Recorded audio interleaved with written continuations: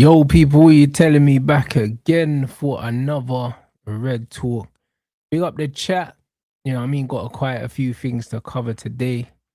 You man already know what time it is. Make sure you pay your rent on the way in, fam. And big up everyone coming over from Mandem Talk as well. Big up Saeed for the raid. TEKZINHO, what you telling me, fam? You muted, fam?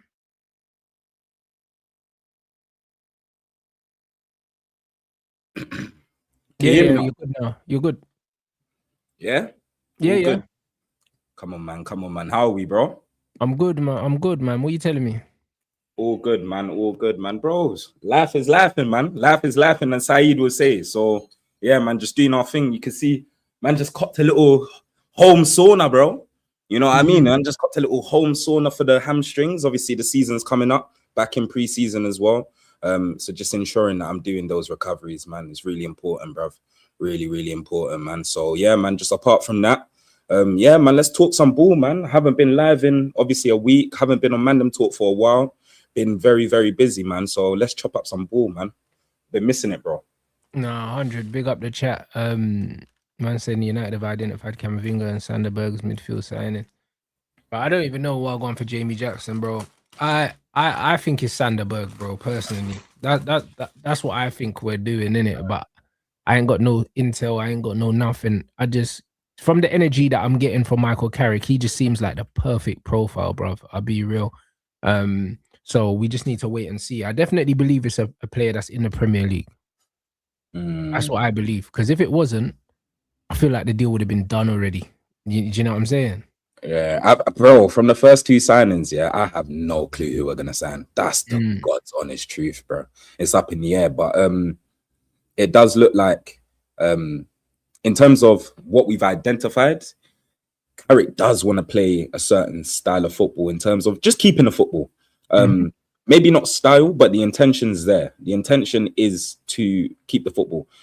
Make the ball do the work. Now, obviously, I think this whole we need a runner has been overstated. The only reason why I do say that is because, bro, if you do keep the ball, you'll make the ball do the work for you. Keeping the ball, for me, is the best form of defense as well. As long as you have the ball, man, you nullify a lot of danger, bro. And it's just about how we keep it, how we do build up, how we are in transition. That's the one thing that I'm never worried about with this club, bro. Like, in transition, we've always been a dangerous side. Like, we've always been a dangerous side. I just feel like on the ball, we do need more certainty. And the fact that we've got a Tielemans that's up the technical level to another level, to be fair. The fact that we've now got the long range of passing from a deeper part of the midfield, that helps us, again, with even the transitions. Yeah, bro, I just think just get another ball playing midfielder, but someone who's an anchor. You probably need an anchor, you know what I mean? Someone who's great at sitting, someone who's great at screening as well. Because in a team where you're trying to keep possession, you don't need someone to run around like a headless chicken, man. If you could screen in front of the defense and help with the security, then yeah, bro, I think we'll be fine, man. I think we'll be fine, bro. I think we'll be fine. We've got a dangerous attack. I think everyone knows that. The attack that we bought last summer, they all hit double figures in the league, which is the most important thing. Benjamin Sesko, he's another one who, like, he's a rotation player. So, like, I think, again, he will be fine. If Man United go and get a left winger, I'll be satisfied with that. But Cunha, he's proved to be a versatile footballer. He could play in the 9, he could play in the left, and he could play in the 10. Do you know what I mean? Obviously, Bruno doesn't get injured like that. So 9 times out of 10, he will be starting as our number 10. It looks like the front four is kind of set. And you can rotate that because there is options. Obviously, on the right, you got 2 different options there. Up front, you got 2 different options. Obviously, people want Joshua Zirkzee out from that little friendly cameo. I'm not listening to things like that. And yeah, bro, just get me some more ballers. Get me some more ballers. And we got 4 weeks left. We still got 4 weeks left of the transfer window. So anything can happen. We got a deal done in basically under 24 hours with Tielemans. And what a bargain as well, because for no one to trigger that release clause, yeah, Mm.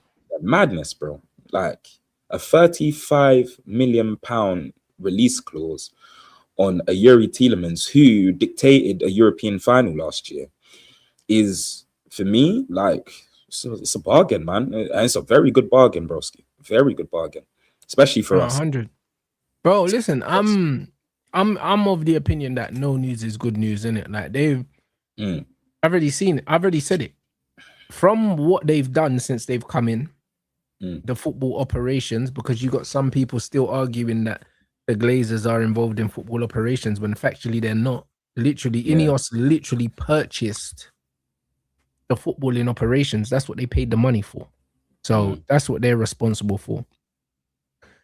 They've not given me any reason not to trust them, bro. They've not given me any reason not to trust them. If I'm looking at all their signings, the only one where I don't see the logic behind it in any way, shape, or form was Ugarte. Every one of the other signings made sense.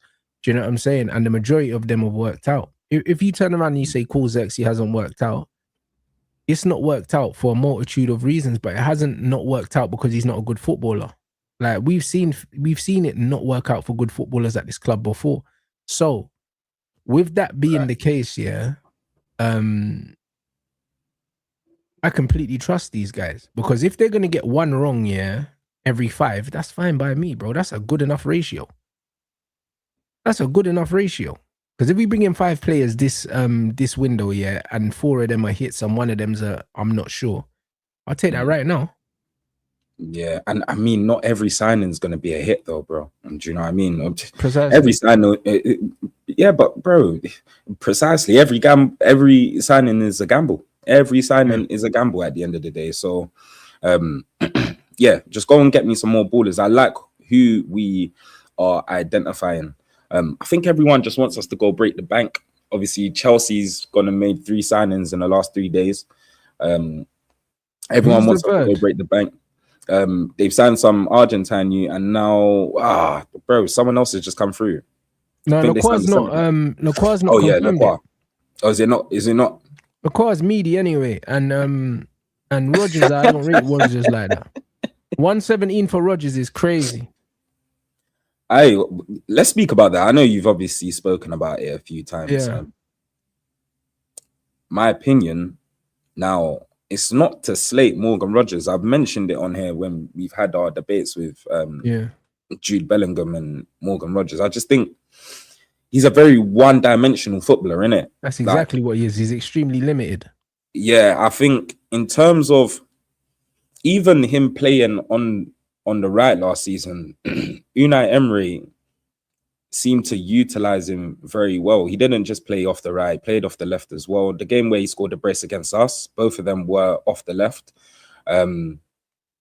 He could play across the front 3, but in terms of the one-dimensional thing, I don't like players when, say for example, he's playing on the right and he's facing inside.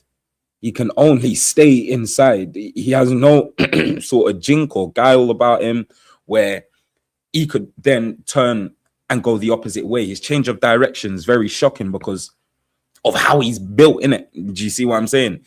He don't have too much to his game where I'm like, all right, then cool.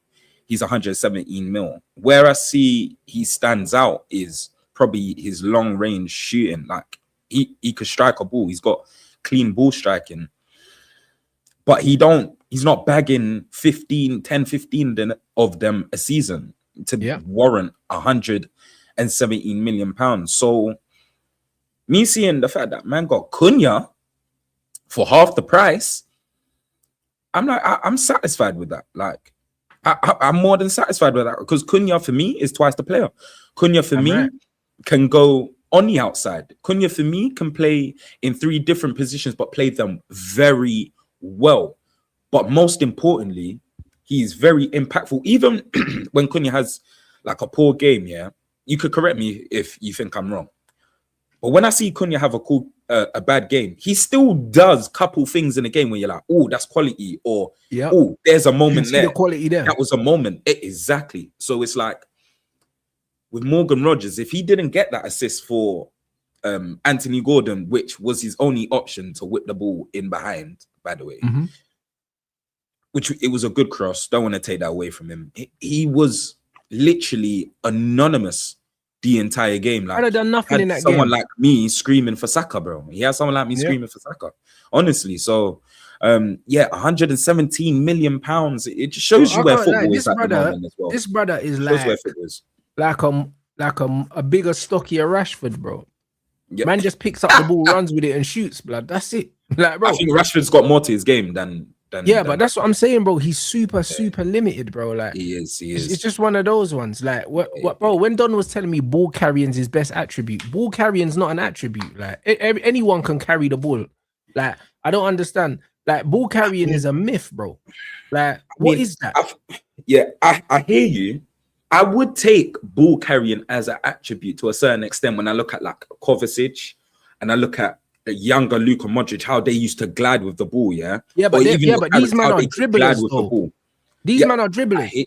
Dribbling and ball carrying is not the same thing. Like, anyone can ball carry. Ball carrying is basically what athletic players do, when they ain't got feet to twist man up.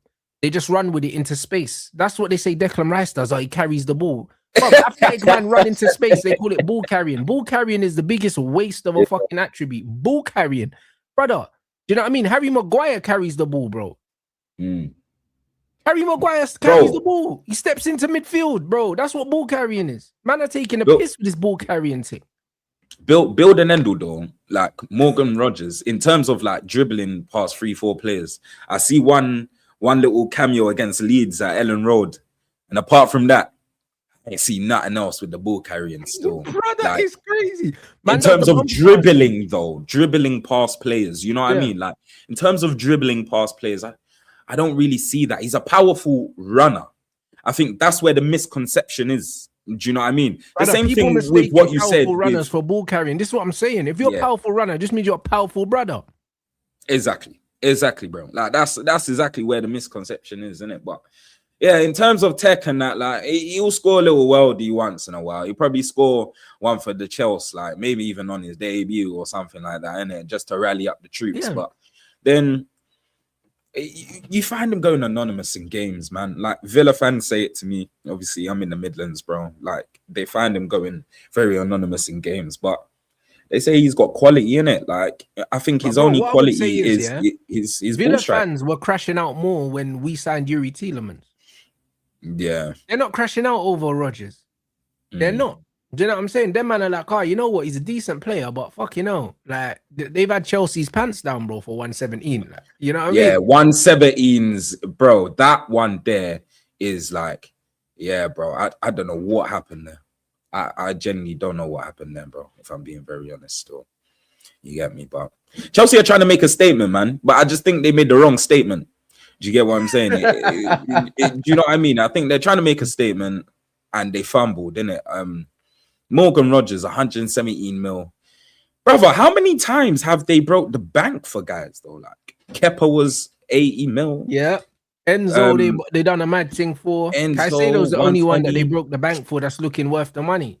They done a mad thing for Mudryk as well. They spent bread. Yeah. Chelsea spending bread on scrubs. And people want to moan about Man United. All right, bro.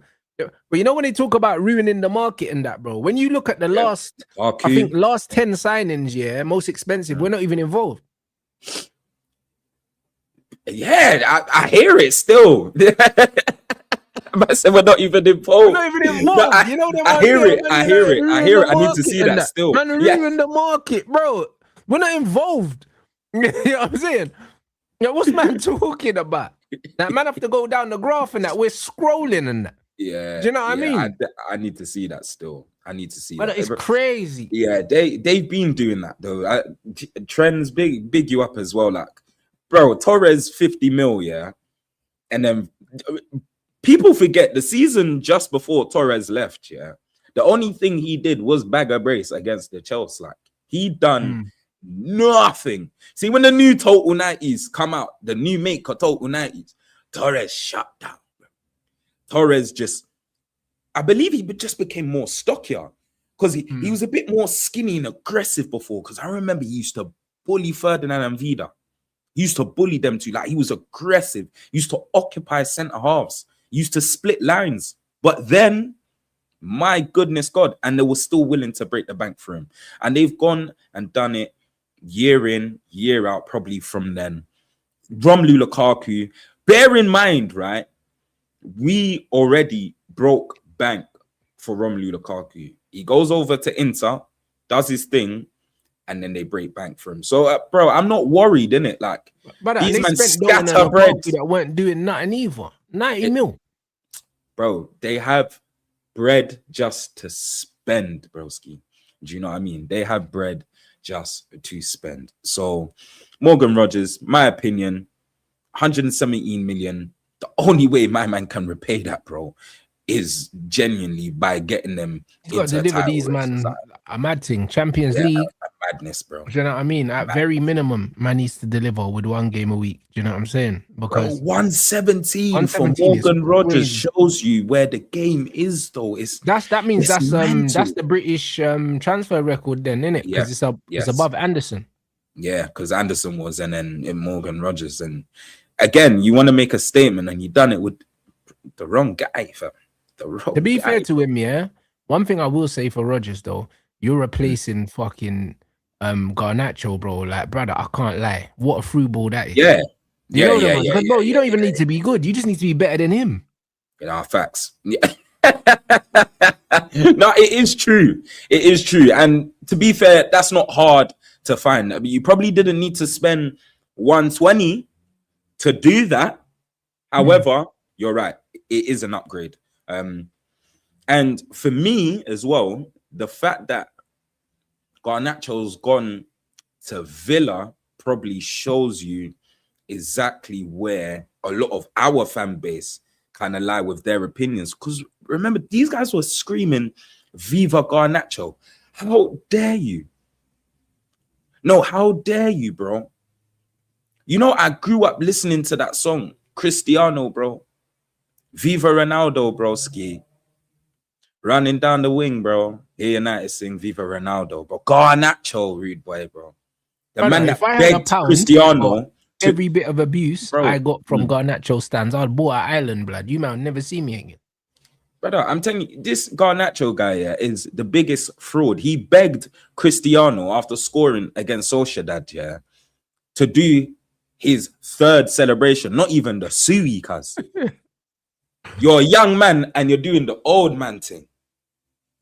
You're a young man and you're doing the old man thing. You done the gimmick. You see, Lamine Yamal's and that, they would say, oh yeah, he wants to be the Messi's and blah, blah, blah. Man like Cristiano is passing over the baton to Garnacho, you know. It's nasty. No, honestly, bro. And I don't know how he's been playing men's football for so long and he still has an under-8s body, fam. Bro, he looks like he's got even skinnier as well. I see the video. No, I see the picture of him getting unveiled at Aston Villa. Man, look like he's on the Zemis, blood, the Ozempics, blood. I swear down, his face looking all washed, all sucked in and that, bro. Yeah. Oh, bro, man, looking real skeletal, blood. You know what I'm saying? Like, bro, it's bro. peak, man. I did tell you, man, about that. You know, when everyone was gassing this I told you this guy is finished, bro. I told you he was finished before he even started. I told you, man. Do you know what I mean? A man tried gaslight me. You know what I'm saying? And I told these man, the only reason why he's at Aston Villa is because these men are money laundering, bro. It's the only reason. You know what I mean? It was a business deal. What Emery's not playing that you. Aston Villa gonna sign another winger. Don't be surprised if they come back in for Rashford. Because, bro, they're not starting the season with him on the wing, bro. Like, no chance, bro. That's mental, bro. As I said, bro, like his body is. They qualified for the Champions League, TEKZINHO. You think they're starting the Champions League with Garnacho on the left? Bro, I'm telling you, he's forced into first team football. I still don't even know how he got a move to Villa. I think that's still above his level. Like, genuinely, even how his body is built, he looks like his body is full up of nutrients of Cocoa Pops for dinner, hot Ribena. Do you get what I'm saying? Them young man things there, bro. He needs some cornmeal porridge. He needs some porridge, bro. Peanut porridge. You see what I'm saying? Because it's not even just about being lightweight, right?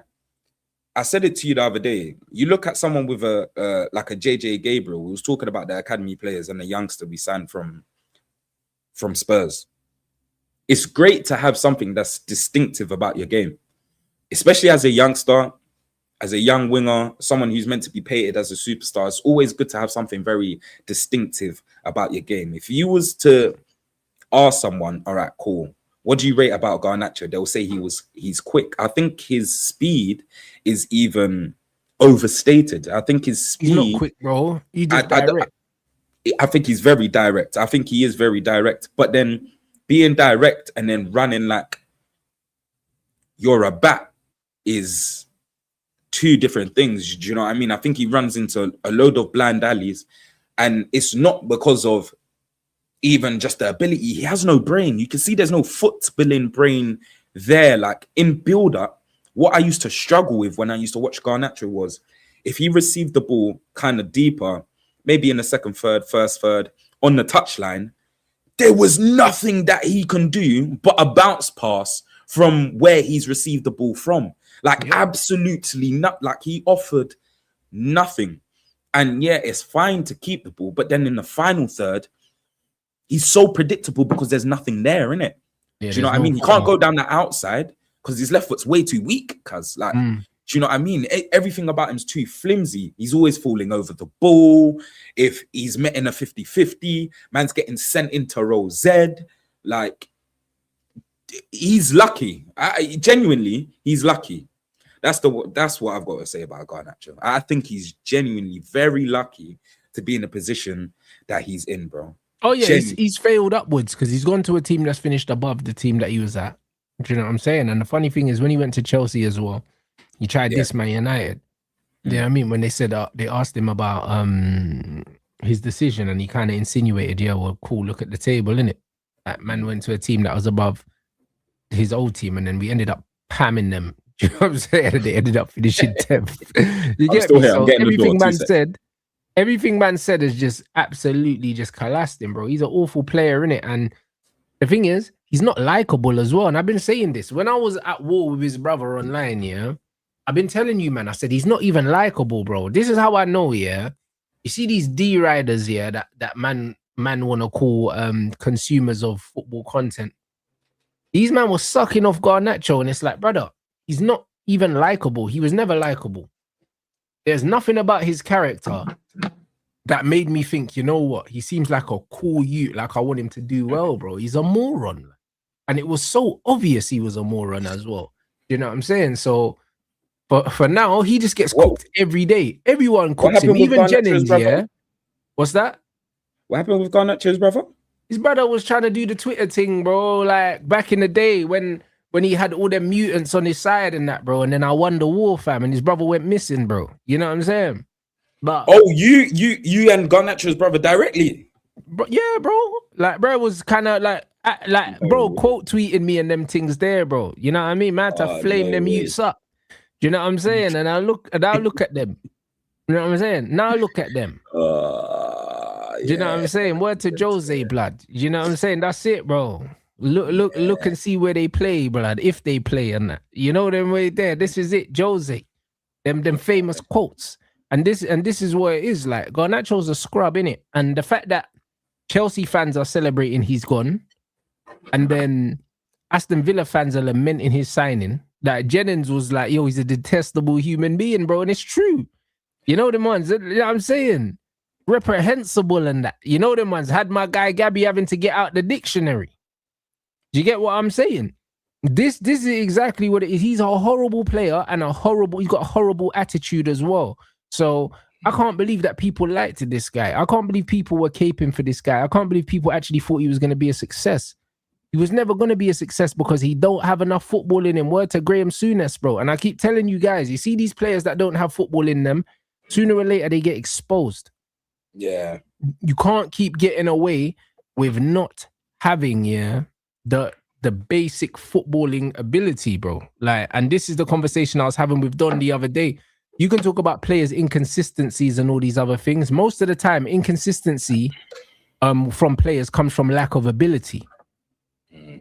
That's what it comes from. Because if you look at the most consistent players in the world, they tend to have the highest competence as well.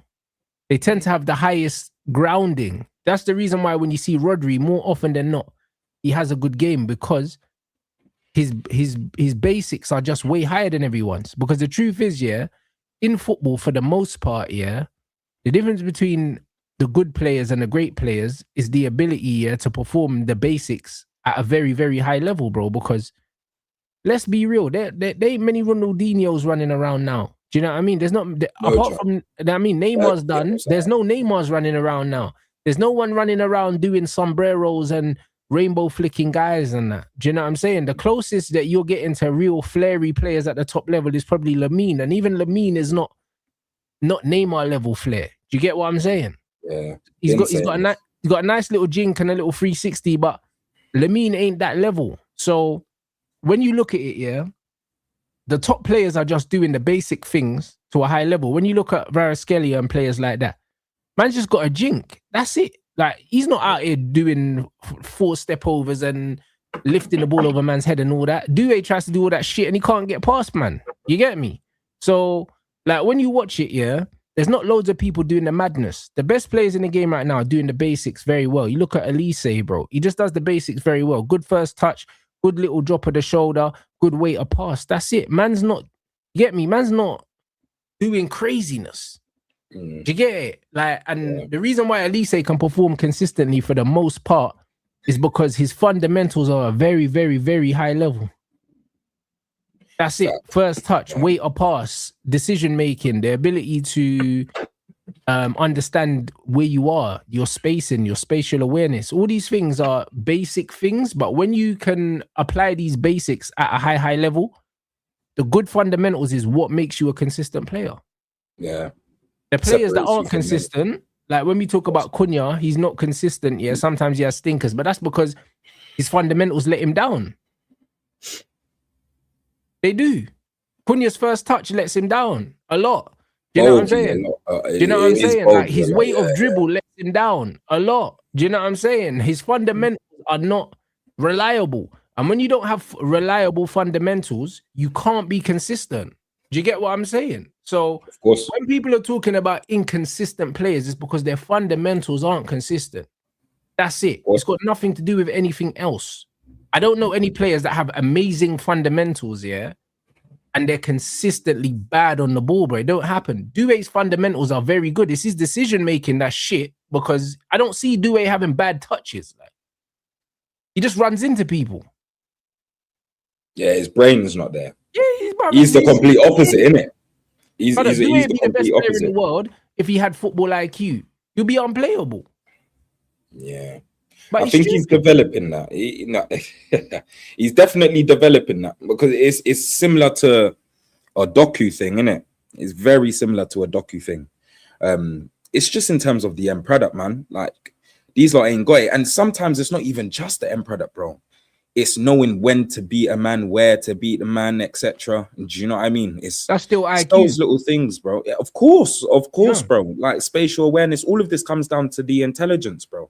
And just knowing the game. And that's why, for me, the GOAT will always be Messi, because I think he's got the highest IQ the game's ever. Bro, I sat down, yeah, and said to myself, I genuinely believe, see, because I manage in healthcare, yeah, and I'm always talking about the autism spectrum or complex care and all of these things. And I'm like, bro, when I look at some of the clients here that we have, for example, and I look at someone like a Lionel Messi, yeah, some of these clients are fully competent, bro. When I mean fully competent, they're just literally a shell of themselves because of the autism.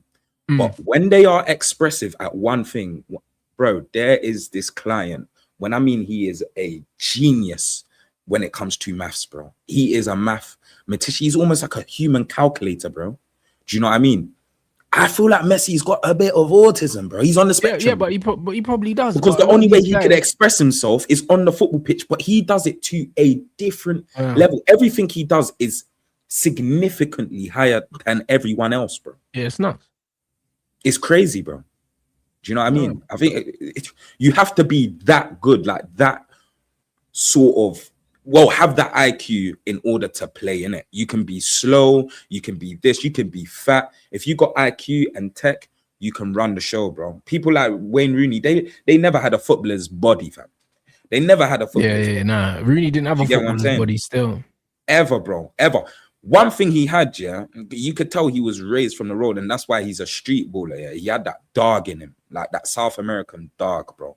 Do you know what I mean? He's English, but he had that South American dog. He was relentless, bro. His fitness, relentless. All of that, his intensity, the aggression, relentless.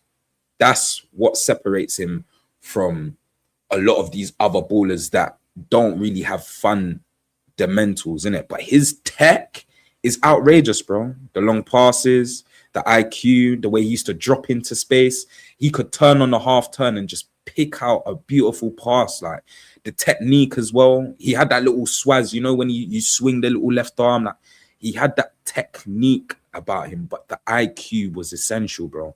As long as you've got that, bruv, you will be all right. Do you know what I mean? Again, why I'm so gassed we got Tielemans, man. Like, do you know what I remember, bro? With Yuri Tielemans. Do you remember that preseason footage? The body cam? Yeah, Last yeah. season When they for brought Villa. him on and they were showing, this is like what a Premier League football, the speed of the game, and you saw The Yuri speed of the Tielemans, game. he couldn't get the ball off, man. Boom. And look at how quick he plays the game. They talk about mobility, right? Football But what IQ. is mobility when you have the ball on string, Rants? But even the mobility thing, yeah, I was having this conversation. Shout out Lex as well. He does the show with Flawless, the Yardman show, and you know what it is, yeah. You know what? A lot of football fans that don't understand football, which is about 99% of them, bro. Like they see football, but they don't watch it. You know them ones. They don't understand what they're looking at. Like, Yeah. you know what these men think? These men think, yeah, legs in midfield, yeah, is basically legs in midfield is the way that they explain perceived effort. That's what they mean by perceived effort. Because you know what's funny? If you look at someone like Sander Berg, yeah, covers more ground than Belabor and Rice, yeah, on average every game. The difference is these men do more sprints than him. So perceived effort is, yo, man's dashing back to win the ball. Man's dashing. But the reason why these men are dashing back is because they're out of position. That's why. You know what I'm saying? Yeah. It's just like, bro, it's just like the Wan-Bissaka run and tackle thing, yeah. It looks amazing. But the truth is, yeah, it's like you have to get past me for me to chase you in the first place. Yeah. That's true. That's true. Like, how about you just don't get past me, bro? Sure. Know what I mean? Yeah. The difference is with someone like Sander Berg, yeah, he covers more distance than all of these guys. Do you know what I'm saying? But the difference is, yeah, he sprints less because his positioning is better. Yeah. So he doesn't need to sprint. He can just step in and win the ball. And it's all about perceived effort, because they make it out like, bro, listen, all these men are Premier League footballers. You have to have a certain level of fitness. These couch potatoes talk about Premier League footballers like they're average human beings like them. You know them, man. Couch potatoes, bro. No, but that's what they are, bro. Do you know what I'm saying? They're couch potatoes, because the way that they talk about Kobe Mainu, yeah, like he's not an elite athlete, a 6 foot fucking, of course, 6 foot fucking Ghanaian blood that runs 12K a game. They talk about this brother like he kicks ball with chunks and them, man. That's how they talk about him. The charity games, soccer aid. Bro, he's playing soccer aid now. I hear it. Like the man's playing in the game for hope and them things there, bro. In the Middle East, bro. The bro plays for Man United. Do you know what I'm saying? So the way you're talking about man, like man ain't got legs and all these things, it's like, brother, are you stupid? These men are elite athletes, bro. How dare you even say stuff like that, bro? It's insulting. Do you know what I'm saying? These men wouldn't survive one day of preseason. None of these men. Yeah, it's true. That is facts, though, man. But it's easy to talk, though, Rants, bro. Man, ignore them, man, bro. Because the reason why I ignore these men as well is because, like, people have, as my mother used to say to me growing up, you have a selective memory, bro. And, bro, it is true. People want to remember things that they want to remember. And do you get what I'm saying? Like, don't get it twisted. The brain is the most powerful thing. Like, once you see thing 9 times, if you see something 9 times out of 10, especially depending on the magnitude of the encounter, you'll remember it. But looking at what Kobe Mainu done for the last half of the season, right, and then writing him off makes absolutely no sense. We are talking about Kobe Mainu like he is back with Ruben Amorim, and he has not played football for a good 6 months or so. We are talking about Kobbie Mainoo like he didn't go to the Emirates against the English favourite Declan Rice and go and bad them up and cover more distance in running. You want to talk about running? He covered the most distance on the pitch, bro. Like, it made no sense. You want to talk about playing through the midfield? You guys didn't score any goals through playing through the midfield against us in that game. Kobbie Mainoo was integral to 2 of our goals in the second half from the midfield. It's just about what people want to remember. Selective memory. Against City in the derby at home, Kobbie Mainoo ran the show, bro, to a point where we was just playing triangles.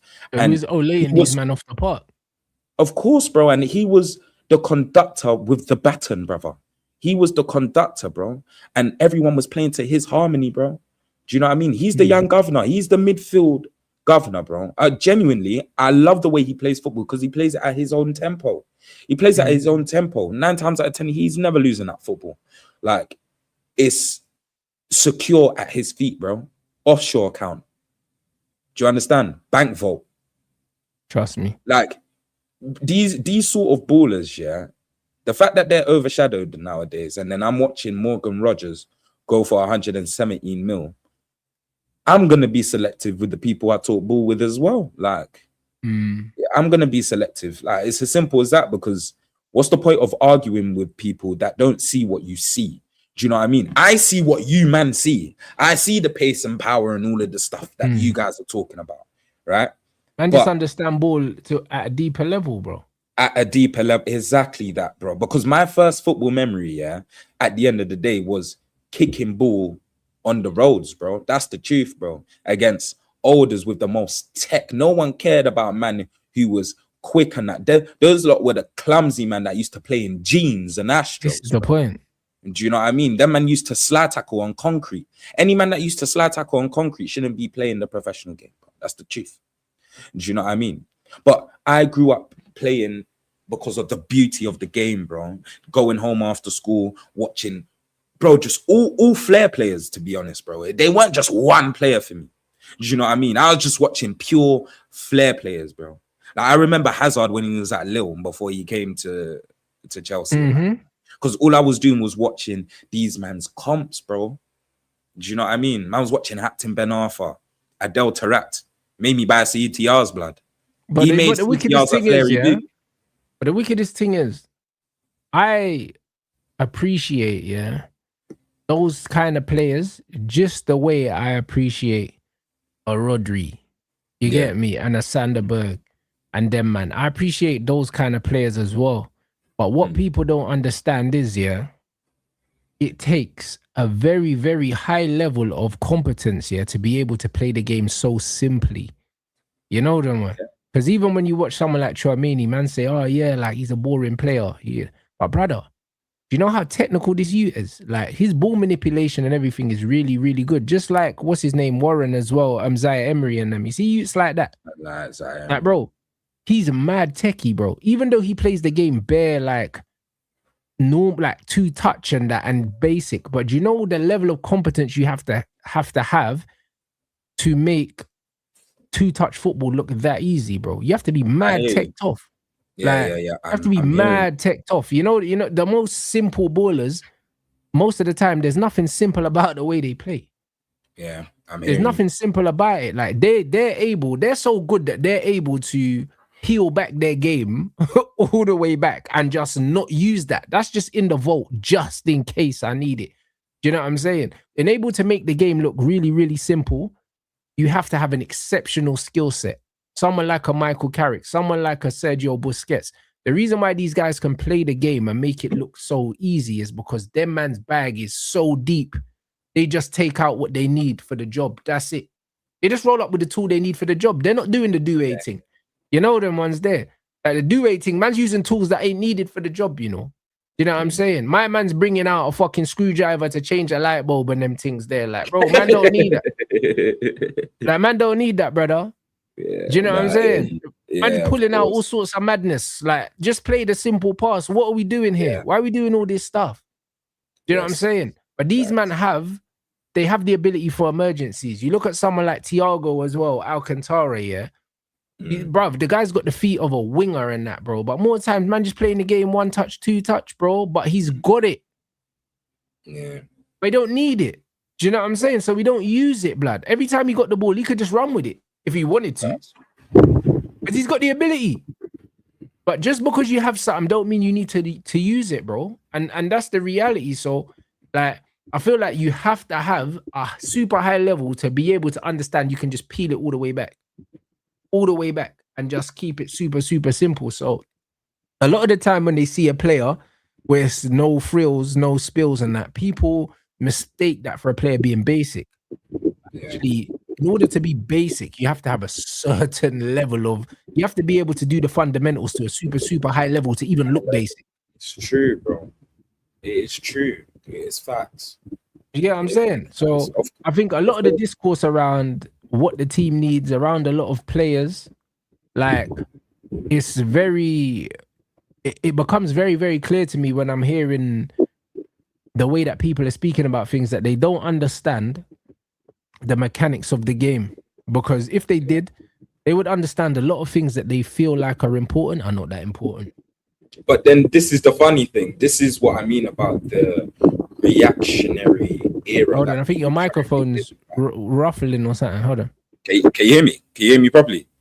That's better. That's better. Yeah. Sorry, it was my fan, man. My fan. Yeah. Cool. But yeah, basically, in terms of like fundamental, bro, I had a point, you know, it just whitewashed, bro.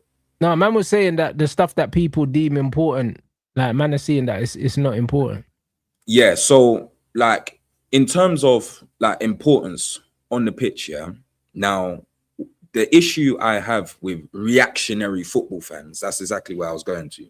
Right. The era that we live in, yeah, I feel like you have to almost see so much evidence for you to then change your opinion on something, if that makes any sense.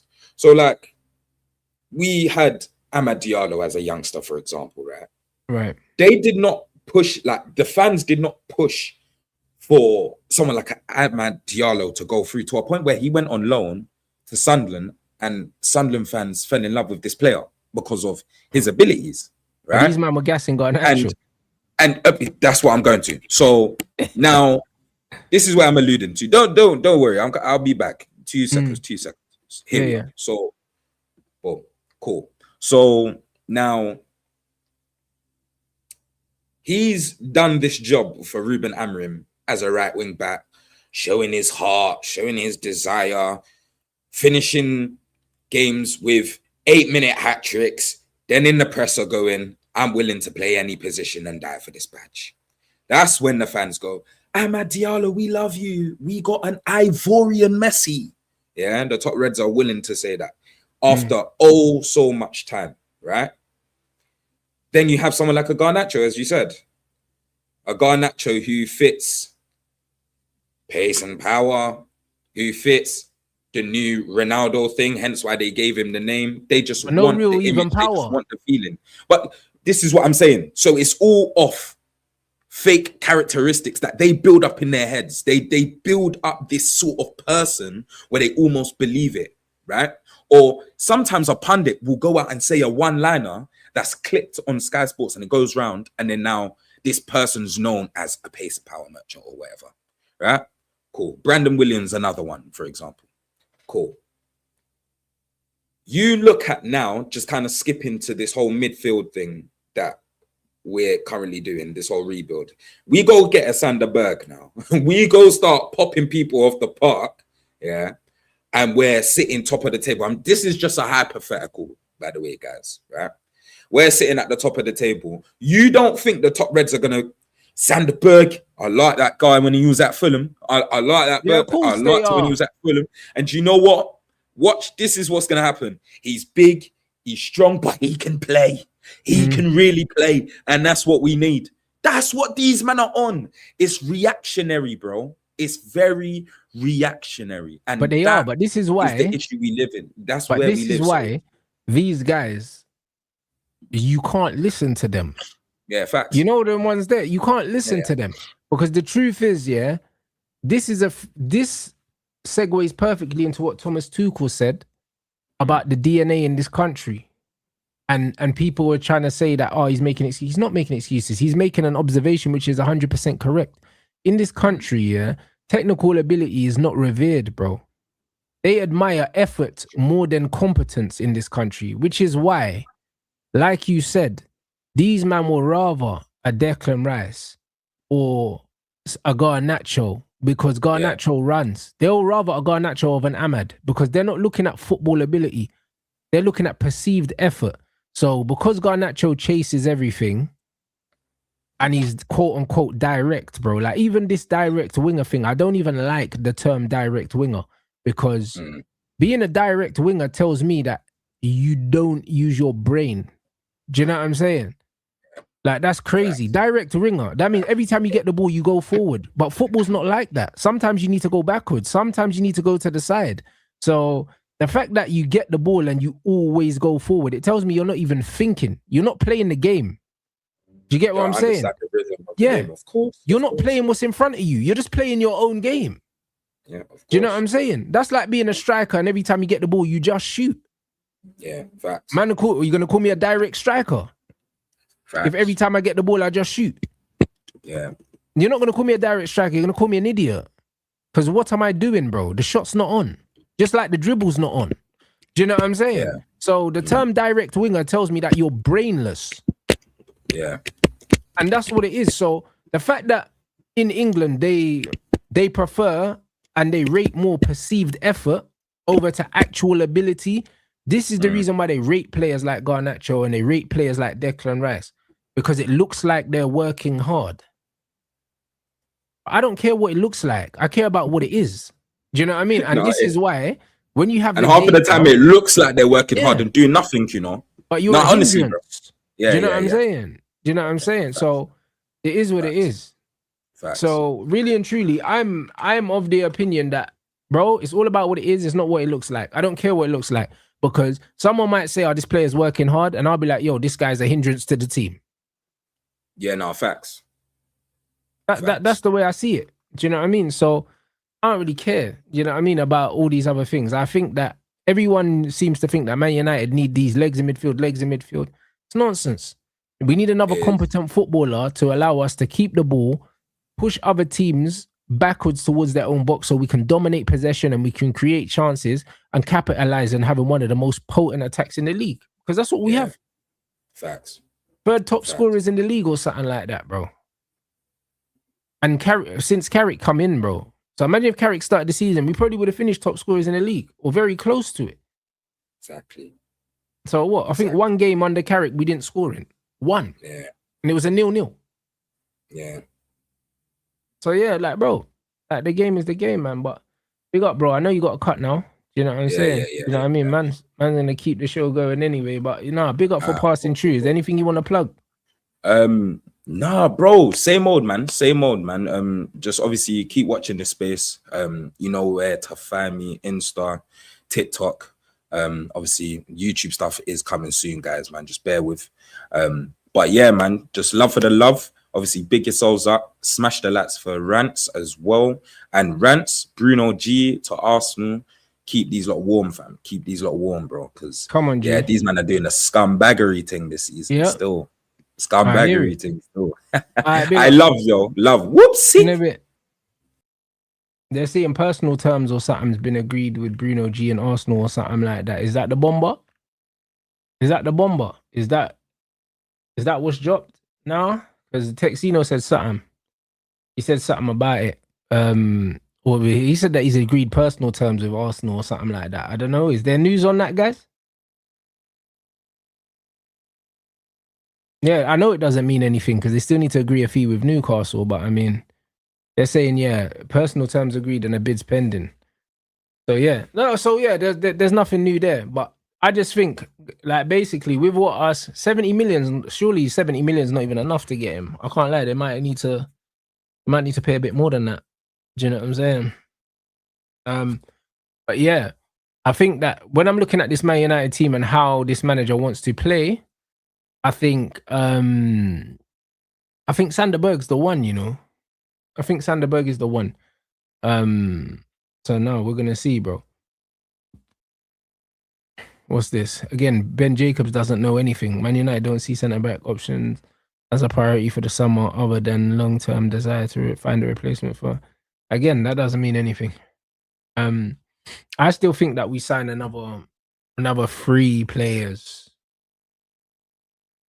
I think we sign another 3 players. I think Josh probably goes to Juventus because it looks like Juventus have come in for him or they're keen on him. I think Josh probably goes Juventus and then we go and get Sarr or something like that. I think we get another midfielder and I think we either get a centre back or a left back. I don't think we get both. Do you know what I'm saying? So I think those are the three that we do. Do you know what I'm saying? So we just have to wait and see. I think we do get a centre back though. I think we do get a centre back. I'll be real. I think we get a centre back over a left back. So, man, I'm saying, when are we going to sign players? Brother, we've signed 2 players already, bro. Do you know what I mean? That's 2 more than some teams, bro. You know what I mean? Like, it is what it is. I don't know why people are going on like everyone's doing business except for us. We're ahead of most teams. We're ahead of most teams. So, yeah, I'm not really concerned about the speed of the business at all, bro. And we don't know if Carrick wants Xerxes out. We don't know that. Do you know what I'm saying? But the point is, yeah, what people need to understand is, yeah, the recruitment team, the football directors, these are the guys, yeah, that decide who comes and who goes. These are the guys that decide who comes and goes. Like, it's not just the manager, bro. Do you know what I'm saying? So, and also, just because, like I keep saying to you, man, just because Xerxes, yeah, is clearly a nice guy, yeah, that everyone wants around, that doesn't mean that he's happy to not play football. It don't mean that. Behind the scenes, he could easily be saying to the manager and to his agent, like, cool, that if there's an opportunity for me to leave, find me a club. Like, just because he's being professional, that doesn't mean that he don't want to leave. I'll be real, it doesn't mean that. Do you know what I'm saying? So he could easily be like, you know what, yeah, because he is very sought after in Italy. Bro, since the day he landed at Man United, every single window, Italian clubs have come asking for him. They came in the January, they came at the end of the season, bro. Roma, fucking Juventus now. He was on the verge of going to AC Milan when we brought him in the first place, bro. In Italy, all the teams want him, bro. So it's one of them things where he knows he's the main man if he goes back to Italy. He knows that. So, of course he's going to want to play. Of course he's going to want to play. So, for all we know, he wants to leave, but he's being professional, and there's nothing wrong with that. There's absolutely nothing wrong with that. Like, if I was him, I'd want to play football too. So, I completely agree with him if he wants to leave. And if he does leave and we go and get Sarr, I'm cool with that. I'm cool if we go get Sarr from Crystal Palace. I'm very, very cool with that. I don't think it would be fair for Carrick to try and convince him, because these men have spent the money that they spent on Sesko, giving him the number 9 shirt. So he knows Sesko's first choice. That he knows Sesko's first choice now. Yes, you could stay and try and displace Sesko, but at the same time, I'll be real, yeah, the way that the fans in general have been towards Xerxes, if I was him, I wouldn't stay. I wouldn't stay, because the fans have not treated him with the respect, yeah. Bro, they treat him worse than Mason Mount, bro. So if I was him, I wouldn't fucking stay. I wouldn't stay. There's no reason for him to stay. Like, he goes to Juventus, he's playing, bro. He's playing. He's one of the main guys there. So if I was him, I'd absolutely go. So yeah, especially the online fans, bro. And as much as it shouldn't matter, yeah, like, not everyone's got as thick skin as I have. Like, I don't give a toss what anyone says. But the reality is, Josh is what, 23 or something like that? Do you know what I'm saying? He's 23, he's living away from home, and these men are online, they see things. I don't care. Like, after that Wrexham performance, yeah, After that Wrexham performance, a man are just chatting shit, trying to scapegoat Josh, yeah, like the whole attack weren't dead because the midfield was dead because we had fucking Fletcher and Mount. But man want to blame Xerxes, bro. It's dead. The 24 then. Either way, that's still young. Still young as hell. So either way, it's one of them situations where if I was him, I would look to leave. Do you know what I mean? But just because he's not kicking up a stink, that don't mean he don't want to leave though. And Saar will probably cost about 45 to 50 million, bro. And the thing is, if we can get our money back on Josh, which we will, we're laughing. Yeah, we're actually laughing, bro. So, and at the moment, we've only spent 45 million net. We've spent no money yet in this window. We spent no money yet in this window. Like United are going to be calculated about what they spend. So I can't lie, we're good. I can't lie, we're good. This stuff about United considering going for Jed Spence, bro, I'd go get Jed Spence. I'd get Jed Spence. Jed Spence deal. He sorts out all of our wing back issues. Plays on both sides. Recovery, pace, all of these things. He's got everything. And we're not broke. Do you know what I mean? It's a myth. It's just that we're actually being responsible with our money, which is cool. Which is completely cool. Do you know what I'm saying? Financially, this season, we're in a better position than we were last season. And we spent plenty last season. So this notion that we don't have money is brother, it's like people don't actually view the profits and all these other things that these men put out, bro. This is the best financial situation we've been in for a long time, bro. It's the best we've been in for a long time. We was in a worse situation last season, bro. So again, because man are being responsible with their bread, man are just assuming we can't spend. Bro, listen, spending because you can spend, yeah, makes you a fucking idiot, bro. You need to spend correctly, bro. We've been spending to spend for the majority of the Glazer regime. Everyone's been complaining about the Glazers, but brother, we've outspent most teams every summer, like in their tenure. We might not have the record transfer fees. Maybe we don't spend the most on single players, but throughout the summers, these men regularly spend upwards of 150. So I can't lie. All this noise is not making no sense. All this noise ain't making no sense. Even the Anderson fiasco, yeah. If Anderson was available for about 90 odd million, I believe we would have paid the 90 million, bro. So it's not like the money's not there. It's not like the money's not there.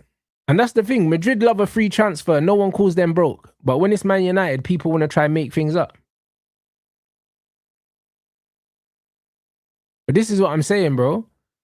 Man said last year was the first time we made a profit since 2019, but people think that we don't have money. When we were making losses and still spending. That's how I know people are stupid. This is how I know people are stupid. And when I say 150, I mean 150 net, bro. You say 150 is not a lot of money, brother. We spent 45 net and got 2 players, and you're telling me you're 150 net, man can't get 3 more players.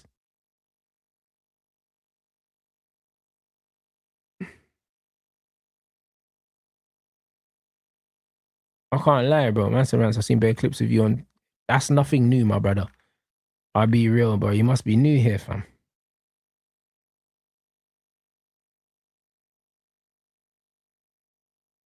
Man said, word to Flawless, we print money. Man United are never broke. But this, bruv, listen, I'll be real, yeah. People are just not very smart, innit? Do you know what I'm saying? People are just not very smart. The truth is, yeah, again, it's all about perception to people. It's all about perception to people. I don't know what stepdad thing you're talking about, bro. I don't know. But bro, it's all about perception. Because people would rather we went out and spent 116 million on that dead ball at Anderson, bro. Just to say we spent the money. And then guess what's funny, yeah? If we spent 116 on Anderson, yeah, these same pussy holes, yeah, would be sitting here right now saying, oh, Man United got bumped. Look how shit Anderson was in the World Cup. The reason why they're not doing that with Man City is because no one cares about Man City. That's the no one cares about them. That's the reason why no one's saying it. Why can't we go in for Wharton? It's not that we can't go in for Wharton. They don't want him, bro. This is what I mean about football fans. Because the club don't want players you want, so now all of a sudden you're going to throw your toys out the pram. They don't fucking want him. Like, what do you want me to say to you? Now, what do you want me to say? Why can't we go in? They can. They don't want him, bro. Do you get what I mean? Like, dumb questions like that. Just because the club don't want the players that you want. So now you're upset. Like, it don't make sense. They don't fucking want him. Don't ask me why they don't want him, bro. Do I work for the club? Like, we've never seriously been linked with him. Like, Michael Carrick clearly, yeah, don't want him. And also, the club clearly see, yeah, the club have access to data that we don't have access to. So maybe the club see, yeah, that there's something about his game that doesn't suit what we have already. You have to trust them or not. You get me? But you can't keep fucking crying every time the club bring in a player that you didn't want or they don't bring in a player that you want, bro. The club don't work for you. The club don't work for me. This is why when people are like, oh, Rants, Ineos, the apologist and all this thing. No, I'm just not a moron. I'm just not a fucking moron. I just don't have the level of entitlement, yeah, that a lot of these footballers have. I mean, these football fans have. These football fans think that the club should sign the players that they want. The club don't work for you. All I can do, yeah, is assess, yeah, the business that the club do, yeah, and the footballing people do, and give my honest opinion on it. That's all I can do. I can't influence who they sign. I can't do these things. Do you get what I'm saying? So because I can't influence who they sign, all I can do is look at who they sign and give my honest assessments on them. It's not about who I want. It's not my football club. It's not that. So all I can do is look around what everyone else is doing and give my honest assessment. And my honest assessment is, yeah, there's not a single player so far that our other team has signed in this window that I'm worried about. That's it. I'm not worried about none of them. The same way I wasn't worried about when Isak went to Liverpool, and look how that worked out. I'm not worried about none of these signings, bro. I'm not worried about fucking Morgan Rogers going to Chelsea. I'm not worried about Anderson going to Man City, because we smoked a better City midfield last season, bro. We smoked a better City midfield last season. Anderson is not better than Bernardo Silva on any planet. So why would I be worried about Anderson with Rodri, bro? Rodri's a class player. But Anderson ain't nowhere near the level of Bernardo. He's not even, bro, even an old Bernardo Silva is better than Anderson. A washed Bernardo is better than Anderson. Like, there's not one single transfer that's happened where I'm like, you know what, that's a game changer. That might decide where the title goes. None of them. Bare mediocre signings. Lacroix, meaty. Van Hecker, meaty. You know what I'm saying? Bare meaty ballers, bro. Like, them man are now trolling Tonali online, yeah, because it's only pre-season and Tonali's looking meaty, bro. But the truth is, these men never watch Tonali every single week at Newcastle. They don't even know how good he is or what he is or whatever. These men are just making fun of man because it's cool to make fun of man because he costs 100 million. So because he costs 100 million now, they want to see 100 million performances every single game. The fact that people are looking at Tonali like 100 million midfielder, he'll never be able to live up to that. He'll never be able to live up to that because he's not 100 million. He's not 100 million. So every single game now they watch Tonali, they're going to be like, what, 100 million for that? But brother, that's what he was though.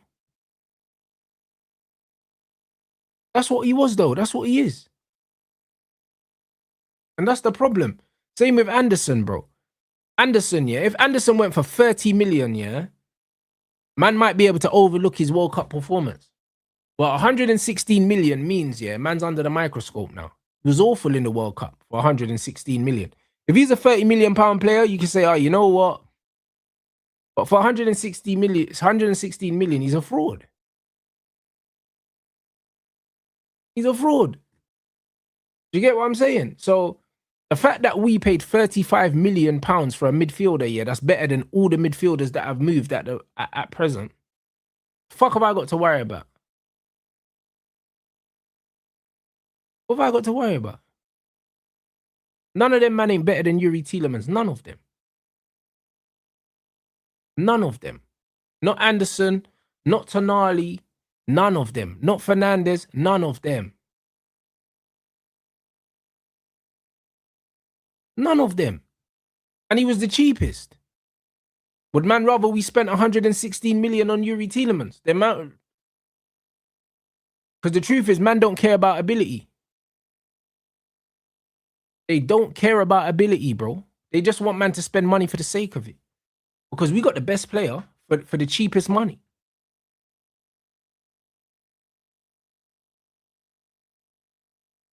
So again, people are not using their brain. People are not using their brain. Lacroix is a good signing for you lot because your defense is shit ice, man, bro.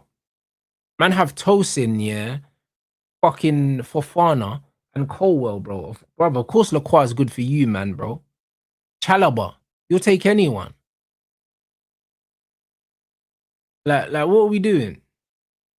Like, what are we doing, bro? Cool, bro. Anyone would be good for you lot. You should have signed John Stones.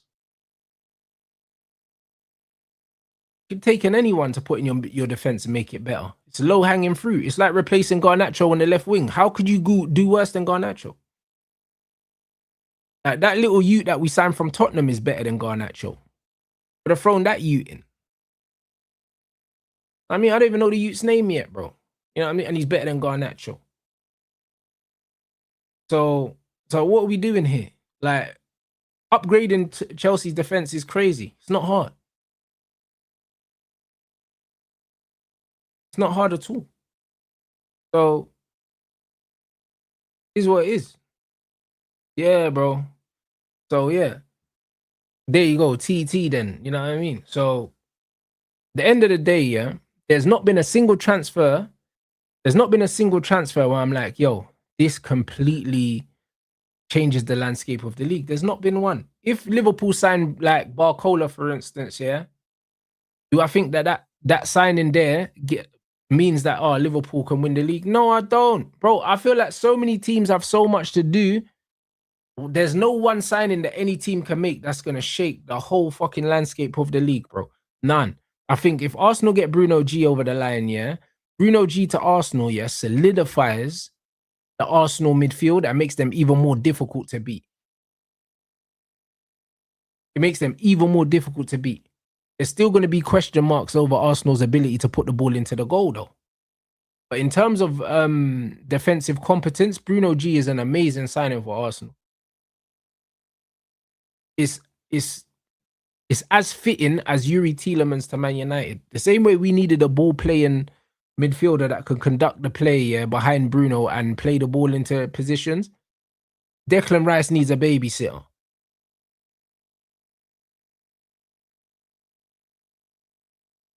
All right, big up George for the super chat. None of these fans would have approved these players. Vidic, Evra, Schmeichel, Scholes, Owen, Park, Valencia, Johnson, Raphael Smalling, yeah, Gabriel Hensey, Chicharito. Facts.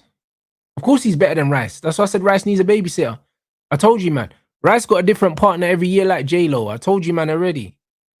Do you know what I'm saying? Every year they need to replace the guy beside him, bro. Every single year. Because he makes them look shit. Been telling man about Declan already. So Bruno G, yeah, going to Arsenal is amazing business for Arsenal. Arsenal need to pay whatever they need to pay to get him over the line. Because he'll be very important for them. Because Arsenal's defense, yeah, Arsenal's defense is going to be even more important next season because they struggle to score goals. So if you can't score goals, you might as well keep them out. You might as well keep them out, innit? Because Arsenal are always going to struggle to score goals the way they play. So they might as well reinforce their defense. It's smart. It's actually smart. So I'm not going to disrespect it. I think it's a very good signing. But the fact that they sign a midfielder every single year to accompany the best midfielder, the Ballon d'Or Rice, it tells its own story. Tells its own story. You know, but he's the best midfielder in the league, though. It was a travesty when he didn't get player of the season, bro. These men went to riot.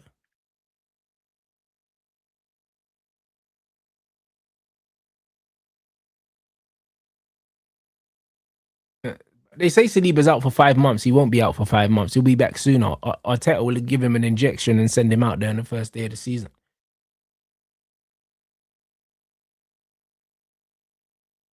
Man said we've signed 2 players after Ornstein told me we're going to be the busiest club in the market. Brother, Ornstein didn't tell you shit. Ornstein made a statement. Do you know what I'm saying? And the truth is, yeah, we are definitely signing at least 3 more players. I'm not worried about that. I'm not worried about that. We definitely get another midfielder. We definitely get another attacker because Josh probably leaves. And we're either getting a centre back or a left back. I'm not worried about that. I expect us to get at least 3 more. Man said, oh, there's 4 weeks. Brother, the same man that's saying there's 4 weeks left of the season, yeah? We signed 2 players within 48 hours, and you think it takes Man United 4 weeks to sign a player? Like, you use your fucking brain, like use your brain. Like, it don't even make sense. Yuri Tielemans was out of the World Cup and at Carrington within a week, bruv. Could have been less than that. Do you know what I'm saying? Like, the Tyler Adams links is cap, like. Add Tyler Adams to the long list of players we've been linked to that ain't coming. Because the truth is, a lot of these men don't have a clue what we're doing. No one has a clue what we're doing. As soon as Rodri got linked to Madrid, they're going to link Tchouaméni and Camavinga to Man United straight away. Straight away. Tyler Adams is a system player. He's a system player. That's it. He's a decent footballer, but that Bournemouth system. The only reason why I rate Alex Scott, yeah, is because I can see, yeah, technically he's just a special player. He's just a special player. Tyler Adams is a good player, a good squad player, but I believe the third player that comes in is going to be the guy that starts for Man United, and Tyler Adams don't start for Man United. That's the difference. So the third player in is the starter. So I don't believe it's going to be a young player. I don't believe it's going to be someone like Chema, Andres. I don't believe it's going to be someone like that, even though I would love him to sign for Man United, but I don't believe that we're going to bring in a player now. The third player is a squad player. Because if we were just signing a squad player, yeah, brother, we would have done that already. We'd have just done it already. Do you know what I mean? Because the truth is, yeah, the more expensive signings, yeah, take longer to get over the line. So if we were just bringing in someone cheap, someone for like 35, 40 million euros, the deal would have been done already. The fact that we're taking our time with this third signing means, yeah, this is a signing of significance. If you just use your common sense and you just use logic, it's clearly a signing that they want to be very sure about. Because if it wasn't, and it was a little, oh, you know what, this brother's only a squad option anyway, they would have just gone out and slapped down the 35 million euros or whatever and gone and got somebody from somewhere else. So the fact is, yeah, we're probably looking at Baleba or Sanderberg. I believe it's a Premier League player. That's what I believe.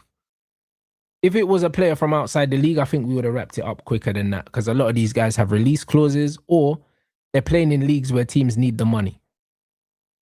It's not Buwadi. He's going to end up at Man City more than likely. So I believe it's a Premier League one. Do you know what I'm saying? I believe that's the next midfielder in. I believe that we either get a centre back or a left back, and we get an attacker as well. I would like to get Sarr in. I would prefer Sanderberg over Baleba. If I get Baleba, obviously I'll be happy with Baleba, but I would prefer Sanderberg for the kind of football that I would like. I prefer Sanderberg's profile. I prefer his age. I prefer his ability on the ball. I prefer his height. I prefer everything. I think he's just a better footballer and he's a better reader of the game. Iliman Ndiaye, I like Iliman Ndiaye. Aesthetically, I like him, but the profile of Sarr, yeah, is so far away from a profile that we've got, but also Sarr adds goals. Like his positioning, yeah, like man's watched Sarr in it, and obviously because man's got connections to Crystal Palace, like man, like bro, like man knows what goes on there, innit? And I'll be real, yeah, like Sarr is just he's a bagsman, bro. Just a bagsman. Like man, always watch Crystal Palace, and I look out for them. And the amount of goals that Sarr scores, yeah, and his positioning, bro. If you watch Sarr, not only has he got pace and he has this knack of getting in the right position, yeah, but bro, he attacks the ball well. You know what I'm saying? Like when you look at someone like him, it very much reminds me of like the Louis Sahar thing. Do you know what I'm saying? Like I love Iliman Ndiaye's footballing ability, but Sarr is just at Man United, he would just get goals, blood. And you know what it is, yeah? You know what it is? I was having this conversation in one of my group chats, and I keep telling people he's 27, perfect age. I think Man United should be signing players between 25 and 29, bro. I'd say even 26 and 29, bro. I prefer 26, 27, 28, 29. Because these are the men that win you shit. You know what I'm saying? Bare people are obsessed with all these young players, bro. Like why for that, bro? Man, I don't care about these. You get me? Man, I want guys that are just gonna come in and win man shit. I don't care about these young G's, bro. You know what I'm saying? These men are playing too much fucking FIFA and playing too much football manager. Man's talking about potential. Potential don't win trophies. Ability wins trophies. I need older players. And if you can get older players in that are not on high wages, then you got a cheat code. Sanderberg's only on 55 bags a week. You could bring him in and put him on 130. You could bring him in, put him on 130. Sarr and them man ain't on big money. If you're 27 and you're at Crystal Palace and you're on a light bit of bread, do you know what I'm saying? That's what you run. Like bringing in all these young players, bro. You know what I'm saying? That's what Chelsea been doing, and now look where they finished in the league, bro. Like all them young players, you ain't winning nothing with them man there. So the thing is, I'm looking at a Man United team, yeah. The reason why I'm saying Sarr, yeah, is because he scores loads of different types of goals. He attacks the box well. He's got good movement. He's got very good pace. Like he'd be our quickest attacker if we sign him. Like he's rapid. And then on top of that, because of the profile of Yuri Tielemans and the profile of Bruno Fernandes and their ability to put the ball into the box, he would just add way more goals to Man United. And we've already got goals. So we're adding goals and pace. Iliman Ndiaye is immaculately technical, but he ain't really got pace and he don't really score goals. So profile-wise, it's more of a preference for me. But if I'm thinking about what the team needs in terms of goals, bro, you take a Sarr, bro. You take a Sarr. Because why not add more goals? Why not add more goals to the team? Because Sarr is an attacker, bro. He can play as an inside forward on either side, and he can play down the middle. So if Josh leaves and then you bring in Sarr, and then you've got Sarr and Sesko and Mbumo and Cunha, they all score goals. And then you just need more goals from Dorgu and Ahmad. That's it. Like when I look at Sarr, I don't necessarily see a centre forward. I think he's better from out wide. But he can play down the middle. So again, a player like that, I think he would be brilliant. If you bring in him and you bring in Sanderberg, and then you go and get me a left-sided centre back, I'm fucking laughing, mate. But at the end of the day, buy goals, bro. Buy goals, bro. That's what Man United done last season. We brought in 3 players. They all got 10 league goals plus. You buy goals. And then if we buy more goals, and then we've got creators and the ability to control the game, guess what happens? We just win games.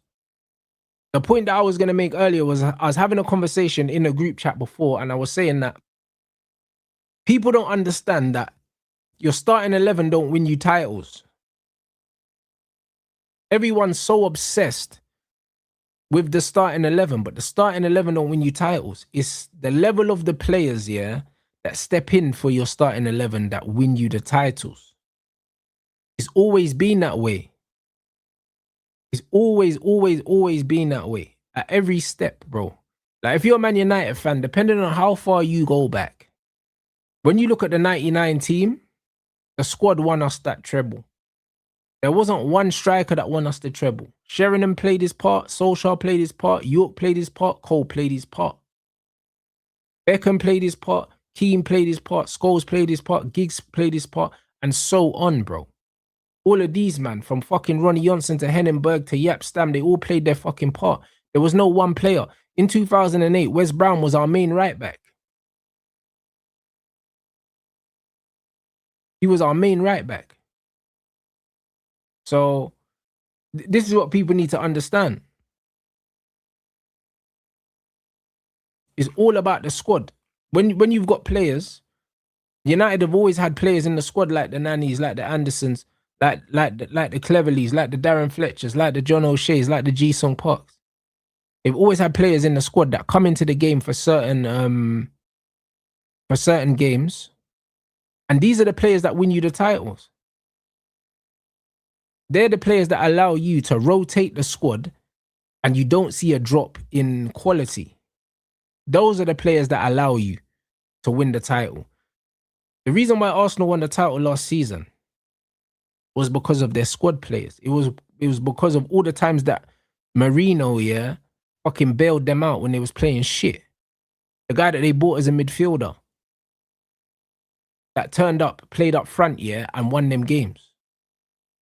That's why they won. Players like fucking Mosquera, when their centre-backs weren't available and he had to come in and do a job, and he done a job. Same with that Hincapi as well, had to come in and do a job. Towards the end of the season, Lewis Skelly had to do a job in midfield after playing left-back for most of the season or not really playing at all. Like, this is what wins you the league. It's the squad players. The guys that come in for the main guys and keep the standard up. Because you're playing so many games that you can't rely on 11 players.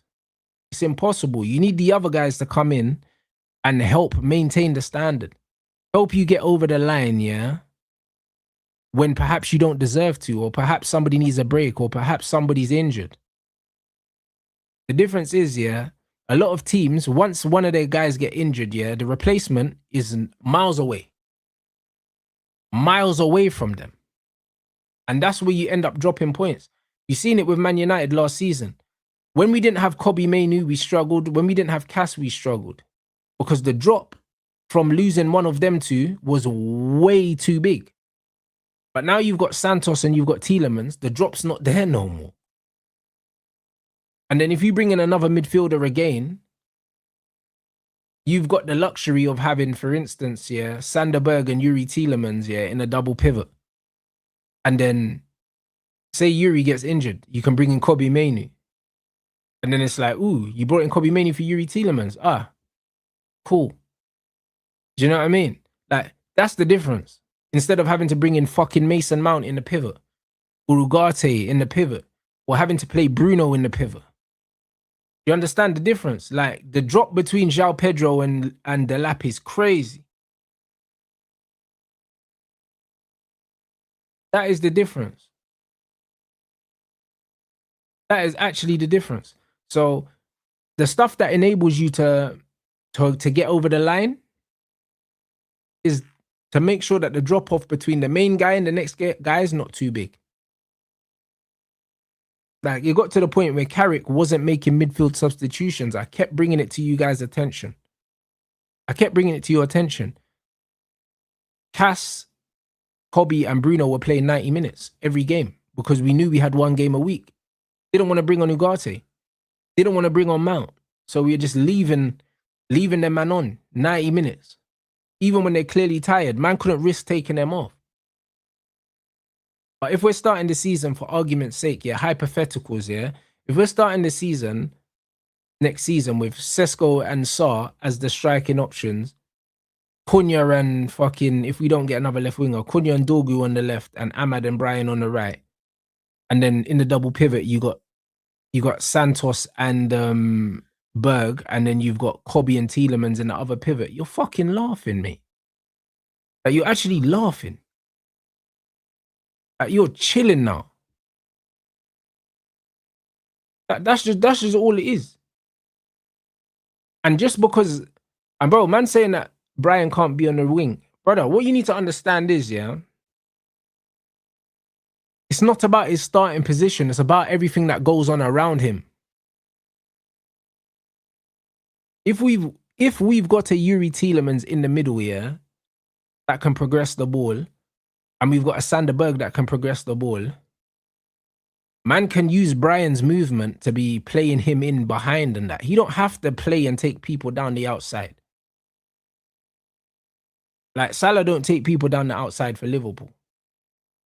The problem is, yeah, we can't progress the ball well. So what happens with Man United is, when we're building up here, we transition so fast, Brian is fucking isolated and he's not a 1v1 player. We need to be able to build play, push teams back, keep the ball, so then Brian can make the runs inside. Because if you look at what he used to do for Brentford, man used to be drifting inside, taking touches and shooting and all that. You can't do that at Man United because we transition the ball forward way too quickly, bro, and man's just isolated.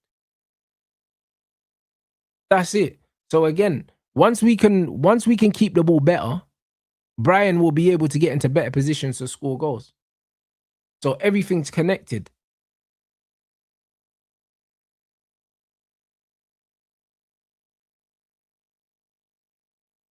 Brian and Cunha, people say they need better fullbacks, but bro, I'll be honest. Our midfield is going to help everyone. Our midfield is going to help everyone. People don't understand, yeah, how well Michael Carrick did, yeah, to finish third with no midfield, bro. None whatsoever. Unheard of. So it's only a matter of time, bro. I'll be real. Once we get the midfield patterned, everyone is going to see, yeah, just how good our attack is. Everyone's gonna see how good systematically Carrick has set us up, because we're in a great position at the moment. Because the truth is, guys, yeah, we're making some shrewd business. We've got a good coach, yeah, but we're being underestimated massively by everyone. We're being massively underestimated because Michael Carrick is not Italian. He's not Spanish. Do you know what I'm saying? Because man are shook of De Zerbi, who ain't won nothing. But man are not shook of Carrick. So it's just one of those things where it's perfect right now. It's perfect right now. Because man are overlooking us. And that's what we want. That's exactly what we want, bro. Because from a tactical point of view, we were one of the best organized teams, yeah, since Michael Carrick came in. By far. By far, we are one of the best set up teams, bro. Man only lost 2 games the whole time he was there. Man had a like 70-something% win ratio. So I can't lie, bro. Man saying you can't blame us, bro. I'll be honest, yeah. If you think De Zerbi's scary, you're an idiot. You're an idiot. Do you know what I'm saying? Man said you ain't proven you can finish top 4 back to back, brother. You haven't proven in Premier League history that you can retain a Premier League title, bro. We finished top 4 back to back more times than you've won a Premier League title back to back, or even won a Premier League title for that matter. Do you know what I mean? So Arsenal fans chatting shit is crazy to me. Crazy to me. I've never looked at a De Zerbi team, yeah. De Zerbi plays great football, but bro, De Zerbi's football is not without flaws. It's not without flaws, bro. The way that we play, bro, that high line, we're going to absolutely demolish that. So I'm not really worried about that. Do you think I'm worried about, bro, with Tielemans and Bruno's ability to find players in behind, yeah, and with players like Brian, yeah, I ain't worried about that. I'm not worried about that high line. I'm not worried about that. Do you know what I'm saying? Not at all, bro. we're going to concede a lot less goals than Tottenham. And I'm telling you this right now. You can book it. You can book it right now. Like last season, yeah, Tottenham were conceding bare goals, playing out from the back. And they're going to do the same thing under De Zerbi. You know what they're going to do? These men are going to keep forcing this playing out from the back gimmick, yeah, and they're going to make mistakes and concede. That's what's going to happen. That's exactly what's going to happen. Within the first 3 games of the season, you'll see them concede a goal like that. I'm confident. Man said they bought new centre-backs. Have you seen their goalkeeper?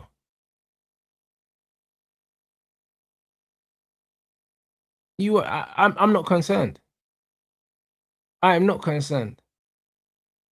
So, I can't lie. People just want shiny new toys. That's all these guys want. You want shiny new toys. De Zerbi aesthetically plays some really, really good football. Really good football. But every system, yeah, can be got at. Every single system can be got at. And you know what? I will 100%, yeah. I will always bet on an organized mid-block over this hipster thing where your double pivot drops into the box to get the ball off the defenders and off the goalkeeper and that. That's bullshit. I'll be real. That's bullshit. So I ain't even trying to hear all that. There's nothing to be afraid of, bro. I can't lie. There's nothing to be afraid of.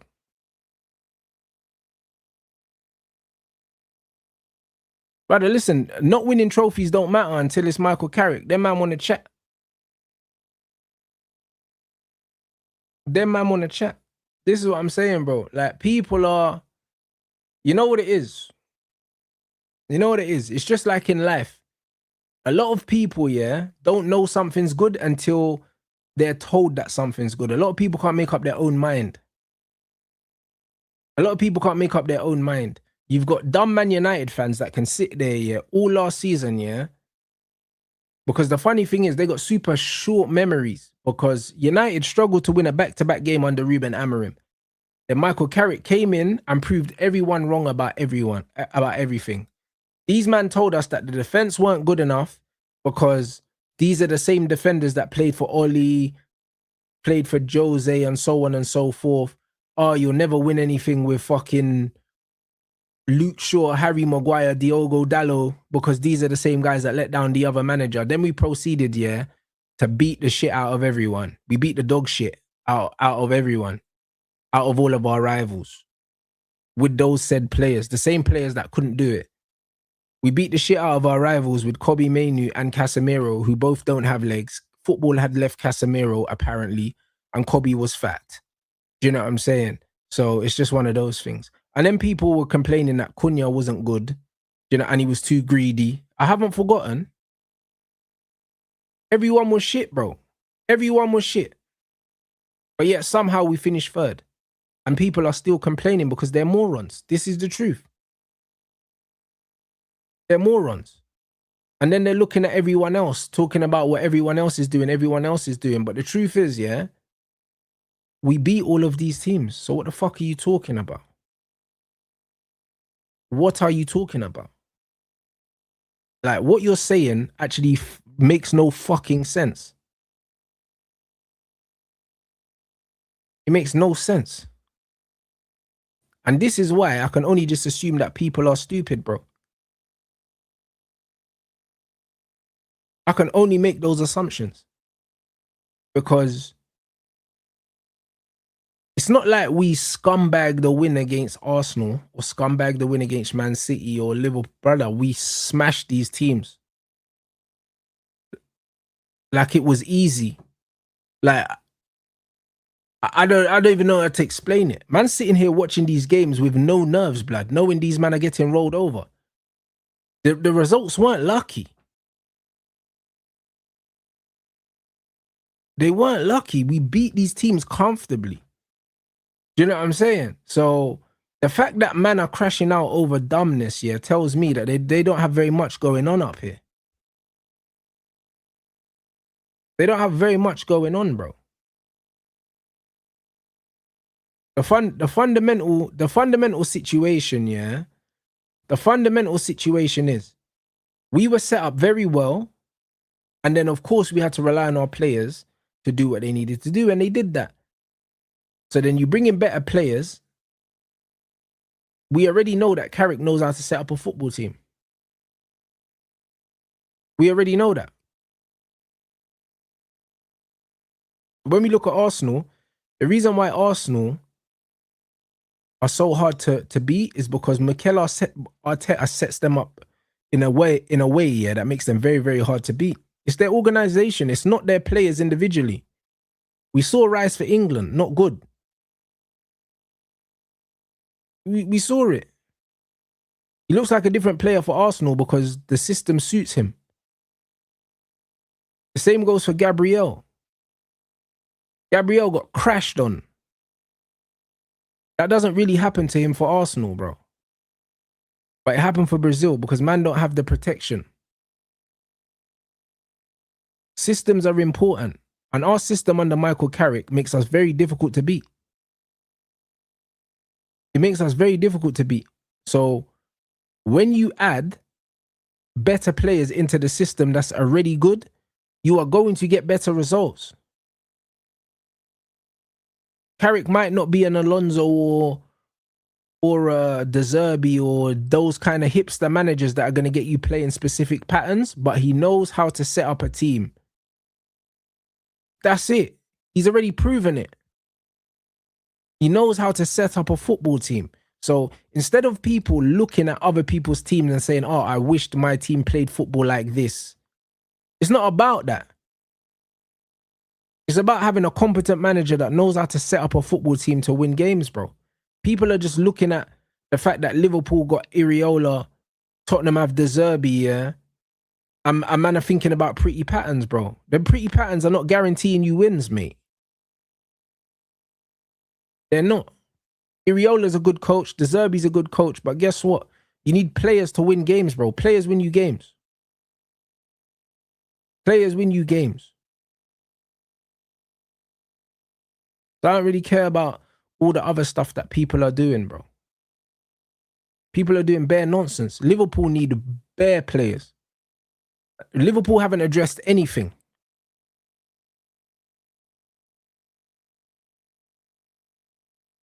They haven't addressed anything. Chelsea are addressing some things. City have barely addressed anything. City got a lot to do. If they lose Rodri, they're in trouble. If they lose Rodri, they're in trouble. Because when you look at City right now, yeah, if Savinho goes to Tottenham, they're going to need to replace him. We don't know what's happening with Reinders because he didn't have a good... Well, he didn't seem to be settling. Kovacic is injury prone. So all of a sudden that midfield's looking spooky, and that Gonzalez brother, Nico, he don't look like he's up to the level to be relied on. That's 4 midfielders. So there's a lot of teams need to do stuff. So I don't know why people are going on like we're in some sort of crisis after finishing 3rd, bro. Like the negative vibe that Man United fans are giving out, yeah, is, brother, it's moronic, bro.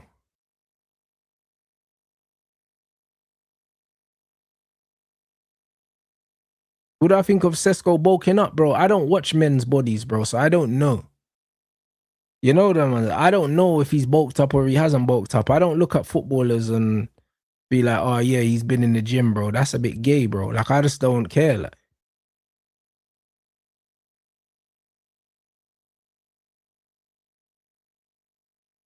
man said if you're a Spanish midfielder and you ain't press resistant, you're meaty. Nah, bro, I hear it. So, bro, like, man are going on like, people are talking like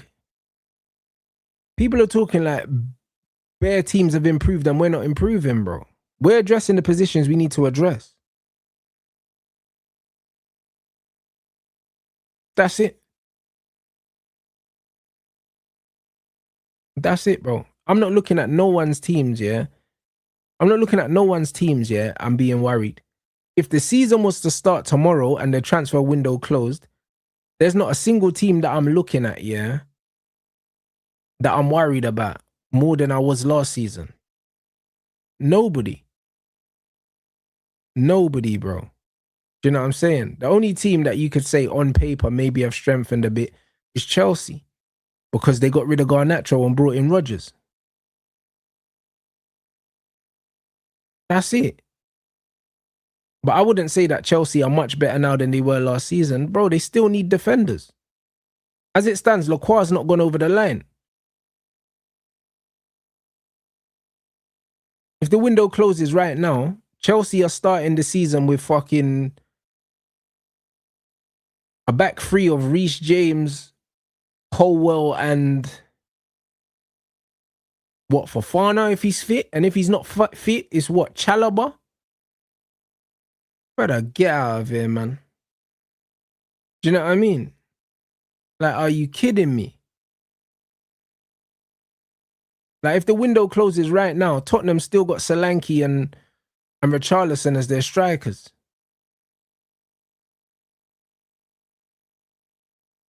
Like, we have to keep it all the way 100. If the window closes right now, Arsenal have got that. Who's that left winger's name? What's his name? I don't even know, bro. I don't even know this youth's name, bro. Like, he just spams crosses, blood. Yeah, like Zolis or whatever, bro. Like, bro, come on, man. Do you get what I mean? Like, so I don't know why everyone's talking like the window's closed. The window's not closed. But if the window was closed now, we're in a calm position because we ain't lost nobody. Well, we've lost Casemiro on a free, but we ain't sold no one. And we've gained 2 new signings and Rashford's here. So as it stands, we're 3 players up, 1 player down, which is better off than most of the other teams. So I think that, bro, like, the noise is stupid, bro.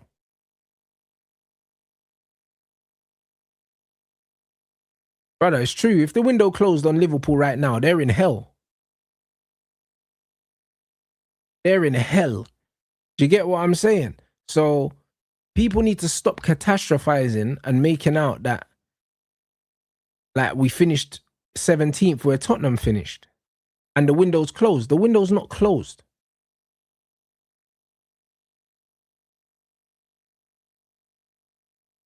So people need to behave.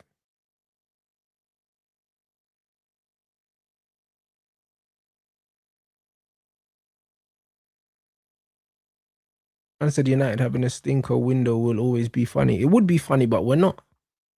You know what I'm saying? We'll end up having the best window.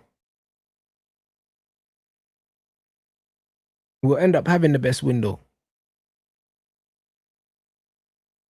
And to be honest, it's not hard to have the best window. Yeah, Spurs have improved their team the most, for sure. Spurs finished 17th though, didn't they? So they needed to. Like, if you close the window right now, Spurs are still struggling to finish in the top 6. So again, like, the window don't mean nothing yet. They had to have this window.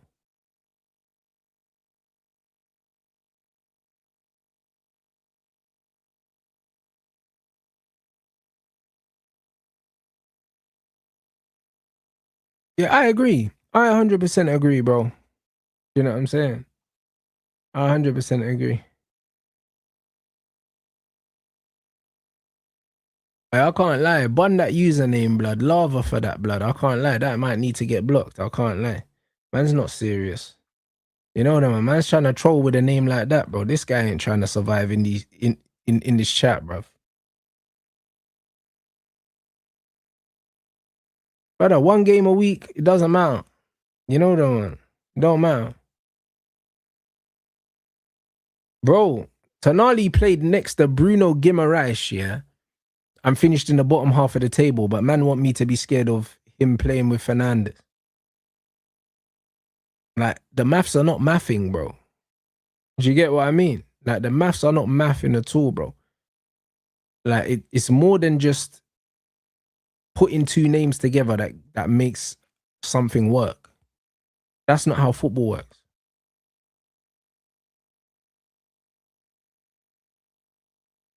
Can I name a team that's won the transfer window and won the league? I don't know, but you'd probably have to go pretty far back. You know? And again, winning the transfer window is subjective because, in my opinion, winning the transfer window is not buying the best names, it's buying what you need. That's what winning the transfer window is. So, do you know what I'm saying? On paper, people thought Liverpool won the transfer window last season, but United had a very good transfer window last season. A very good transfer window because we got a goalkeeper, we got Sesko, Cunha, and Cunha and Mbeumo. So between them three and the goalkeeper, that's what secured us third place. So you could argue, yeah, that window got us from 15th all the way to third. So technically, we won the window. If you look at what we needed and what we bought and the amount of positions that we closed. But then you could also argue that Arsenal signed 8 players and their squad helped them get over the line to win the league. So you could argue that they won the league. They won the transfer window. But on paper, everyone thought that Liverpool won it. Everyone thought that Liverpool won it on paper. Do you know what I'm saying? But paper don't win fucking leagues, bro.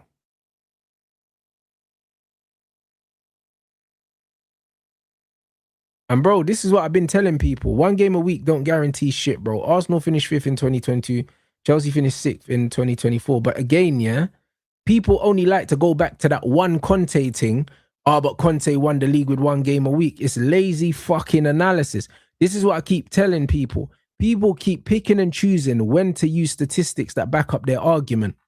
More often than not, yeah, the teams that play in all competitions finish in the top fucking 6, bro. More often than not. And more often than not, the teams that play 1 game a week finish in the bottom half of the table. Because normally you play 1 game a week because you're not good enough to play more than 1 game a week. So this fake narrative that playing 1 game a week helps teams is bullshit, bro. But again, this is what idiots use, bro. This is an argument that has absolutely no backing. It has no grounds.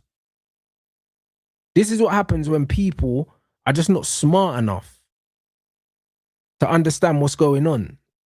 So they hold on to what, like, all of a sudden the exception makes the rule.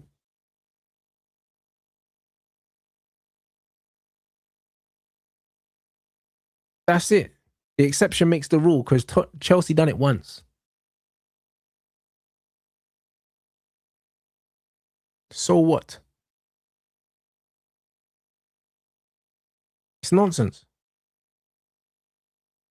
So again, it's just any excuse to discredit Manchester United. That's completely fine. Completely fine. Nobody gave a shit about 1 day. You know what's funny? When Arsenal were playing 1 game a week, I don't remember the discourse about 1 game a week. I don't remember it. And it wasn't that long ago. I don't remember so frequently hearing people talking about 1 game a week. I don't remember that. I don't remember that conversation.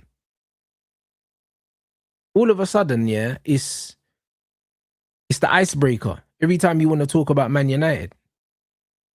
Because the truth is, man are actually worried. Man are actually worried that we finished 3rd and we packed their team in. We finished 3rd and we packed in their team and they're scared, bro. So now they're trying to discredit, man. Because this is what people do when they're afraid, bro. They try to play it off as something else. 1 game a week. Bro, of course it's a new thing. Because again, it's only with Man United it's a 1 game a week thing.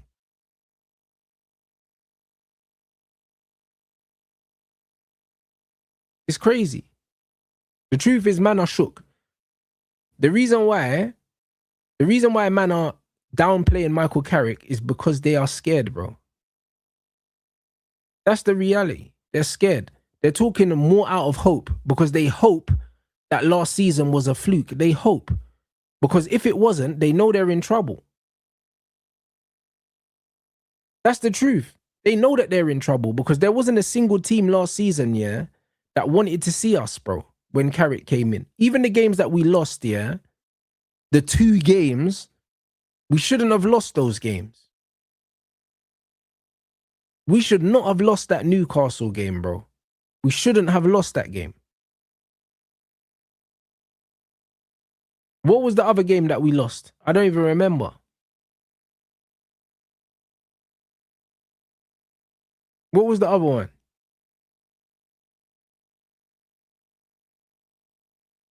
Like, brother, Leeds. But that's what I mean. And we shouldn't be losing to fucking Leeds United. And the Newcastle thing was a sucker punch right at the end of the game. And that's what I'm trying to say.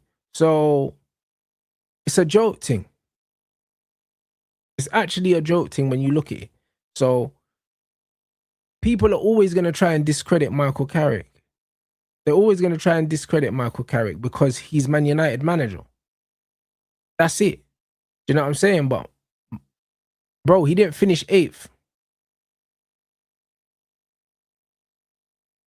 He didn't finish 8th.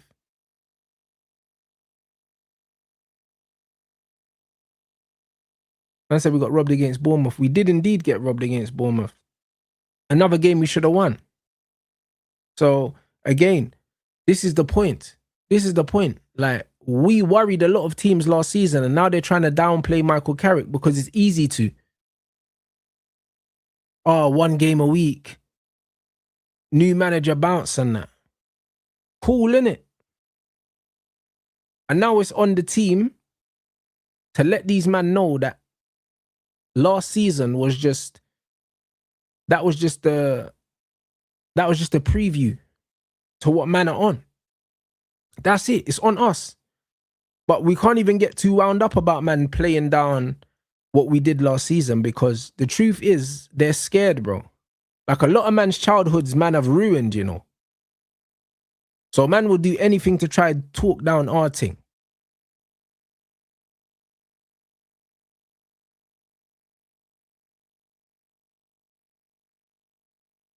You see that?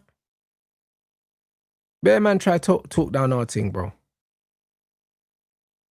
And yeah, facts. We had bare time off before the Leeds game, yeah.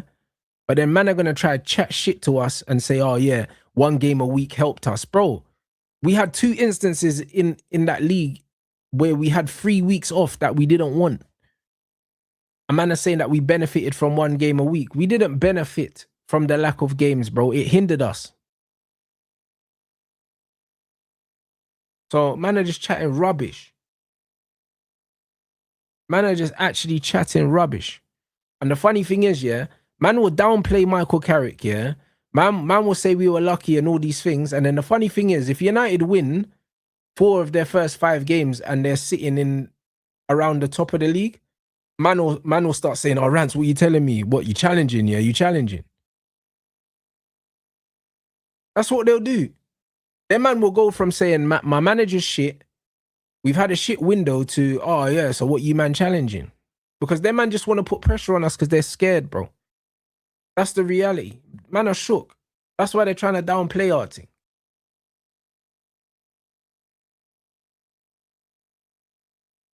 Like, we went from a team, yeah, that couldn't win back to back. Our brother made a whole career out of not getting a haircut because of how bad we were. Like, our brother spawned out of nowhere. And then all of a sudden, we're winning every week. A man is still trying to downplay Michael Carrick's thing.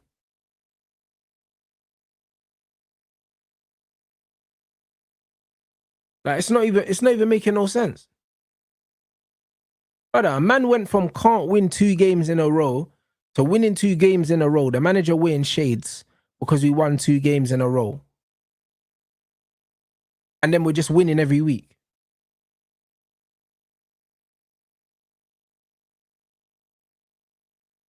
Just like that. Just like that. A man still want to downplay Michael Carrick. Cool. With the same players that Ruben Amorim had. Because Carrick didn't bring in a single player. And this is what I mean about the disrespect that Michael Carrick's getting, bro. Too much disrespect. But it's fine. It comes from a place of insecurity and a place of fear because teams are worried about what we're going to do if it clicks. That's what they're worried about. And the truth is they should be worried. They should be worried because our trajectory is we are going to keep improving. We actually are. Because the squad's getting better and better. And to be honest, the level of player in the league is at such that all the bigger teams are just naturally just getting worse. Like City won't be a better team next season without Pep, without Bernardo. And if they lose Rodri as well, it's impossible to be better because you can't sign a player that's better than Rodri because he's one of the best midfielders in the world. Anderson's not better than Bernardo. Semenyo's not good. Like, there's no way City are going to be better. They'll still be good, but they won't be better.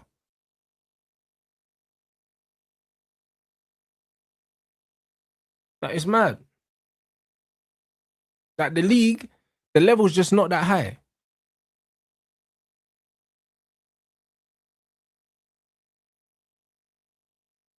It's just not that high. Bro, I think I think Dorgu gets used as a left winger, my bro. Like, he's played on the left. He played in the left in the last game, and I think he sees him as a winger. And said City on a fast track to rebuilding. Listen, City are going to replace every single player, yeah, that they let go. City are going to be in the title race next season. I don't doubt that. But they won't be a better team than they were last season. They won't. They don't have a better manager and they won't have better players. The players are simply not out there. You can't replace a Bernardo like for like. You can't replace a Rodri like for like if they lose Rodri. I think that Rodri stays. But you can't replace him like for like.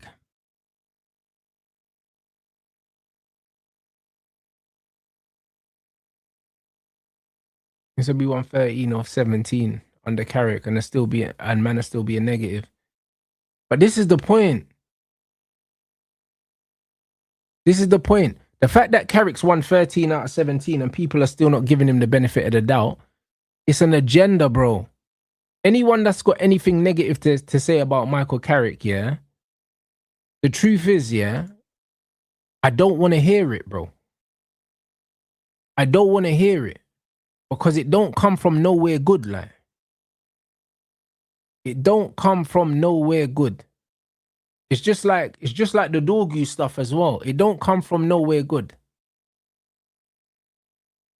There's no one, yeah, there's nobody that don't have an agenda that can watch Dorgu play last season, yeah, see the goal that he scored against Arsenal, yeah, see the goals that he scored when he's played on the wing and say, oh, he's not a winger. Like, are you actually retarded, bro?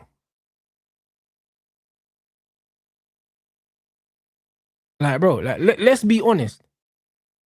How can you watch a man, yeah? How can you watch a man utilized on both wings, score, be man of the match in most of the games that he's played there, and then say, oh yeah, but he's not a winger? Brother, are you actually stupid, bro? Do you know what I mean? He was one of the most dangerous forwards, yeah, at the football club. And bro, in that little period that he had, yeah, before he got injured, and then when he came back, he was one of the most dangerous forwards in the league. Factually, he was fucking almost unplayable. So how the hell can man look at him and say, oh, but he's not a winger? But it's not making sense, bro.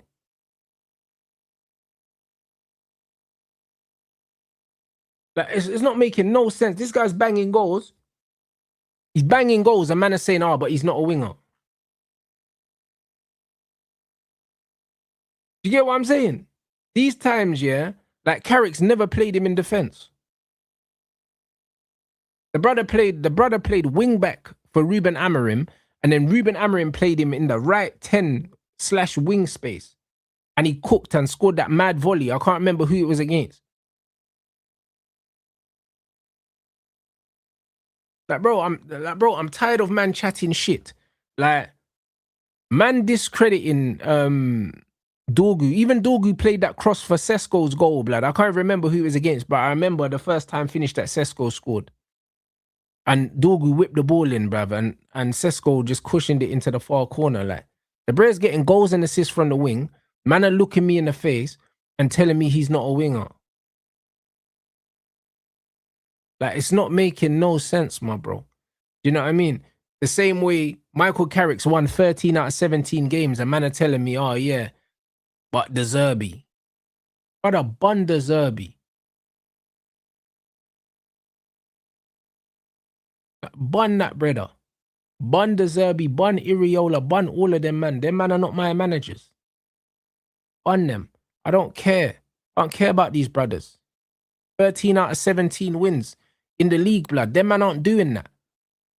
So why are you telling me about these man for, bro? Like, man are not even making no fucking sense, bro. You can only judge a man on what they have done. That is it. Man don't need hypotheticals. Man don't need hypotheticals. Don't tell me that Dorgu's not a winger. Judge my man on the work that he's doing on the wing, and he's mashing more work than most man. He's mashing more work than most man. You can't tell me that Dorgu's not a winger, but man are rating Bukayo Saka. Like, it's not making sense. It's not making no sense. It can never make no fucking sense. And this is my problem. Man, I'm saying he's not a winger, bro, but guys like Noni Madueke exist, bro. I never see man saying, oh, Noni's not a winger. He's just shit. What, man think Noni's better than Dorgu?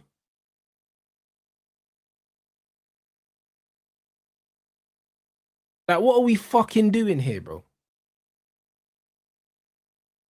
Don't chat shit.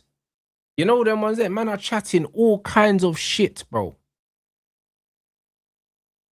Man are chatting shit. That's why man can't sit here and be like, he's not a winger. Don't chat rubbish, bro. You're chatting out of your asshole, bro. It's not making no sense.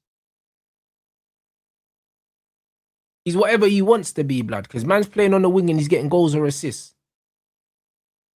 So you can't tell man he's not a winger, bro, because he's not playing like he's not a winger. Man have just got preconceived notions because we didn't buy him as a winger. That's it.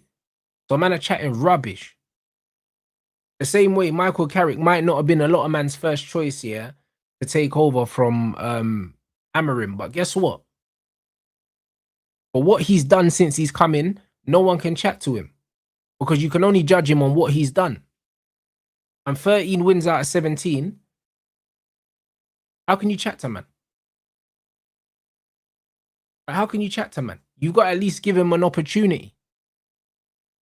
Because if the Zerbi or Iriola or these man come in and they get 13 out of 17, these man are eulogizing.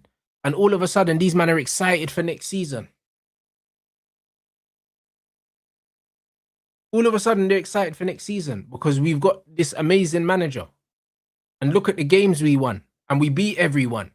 Imagine if it was a different manager's name, yeah, with the exact same results. These men will be telling you we beat City.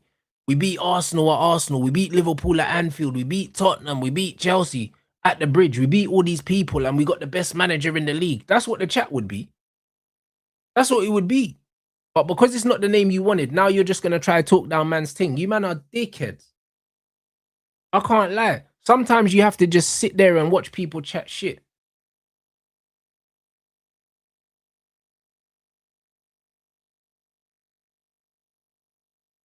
Oh, this is what I'm saying. This is what I'm saying. Man are already saying that Iriola and these man are gonna outdo my man. There's no grounds for that. It don't matter how good you are as a coach, you need your players.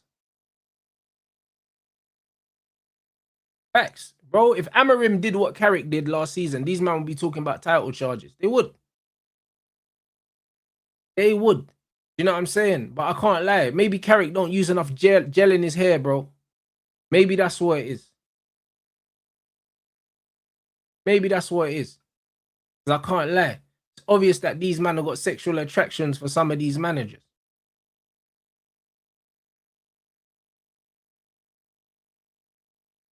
No, 100%. Managers, bro, listen, the players win you games and they win you trophies. Of course, managers have their input, but ultimately, they still need the tools.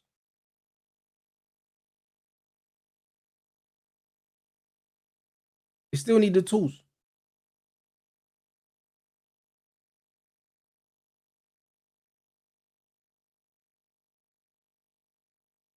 Bro, listen, Michael Carrick sets up the team. We win games. He don't say nothing crazy, and then we go home. That's it. This is just what he does, bro. But it's not enough for these guys. You know what they want? These men want managers to, you know what I mean, to write poems for them like Amarim, bro. So, you know what I mean? They can get tingles and that. This is what these men like, bro. These men are weird. Do you know what I mean? They want a manager that plays to their, do you know what I'm saying? To their sexual deviances, blood. I can't lie, because this is what it is. They're weird, innit?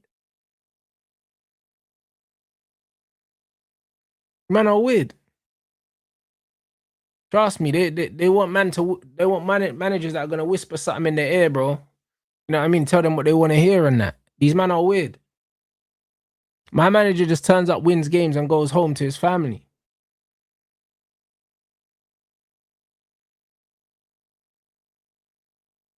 Yeah, bro, these men are weird, bro.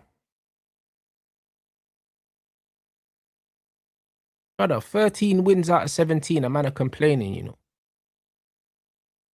Man are pathetic, bro.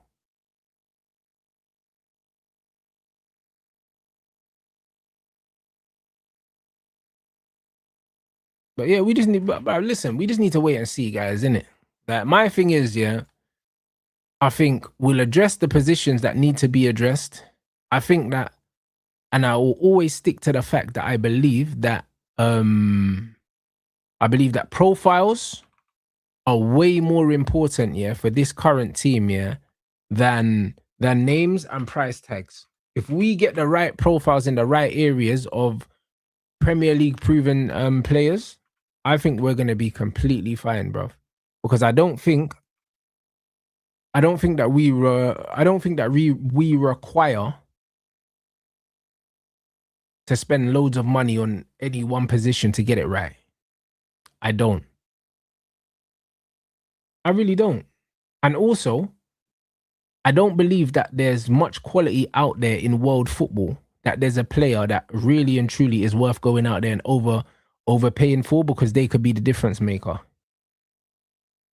I don't believe so. I don't believe if we sign Kone or a Sanderberg or a Adam Wharton or a Belabor, I don't think there's any difference in terms of any of them four. If we sign them, they've all got different qualities that I think that can aid the team and get us closer to a team that competes. All of them, even though they're all different. They're all different. But I don't think out of all of them, there's not one of them that I say if they come in, all right, cool, that this means we definitely win. Even Tramini. If we sign Tramini, yeah, even though I don't think we will, if we sign Tramini, I'm not sitting here saying, all right, cool, we're going to win the league because we got Tramini. Because I just don't believe there are any footballers really out there in world football apart from a Yamal or an Elise or Varaskelia, yeah, that come into a team and I think, yo, like these men could change the whole course of the title race. I just don't think there are that many players out there that I see as game breakers, like they're game changers. Like man, just can change the they can change the trajectory of a whole team. You get me? People thought Florian Wirtz was going to do that for Liverpool and he didn't. Yeah, you could throw Mbappe in there as well if you want. Do you know what I mean?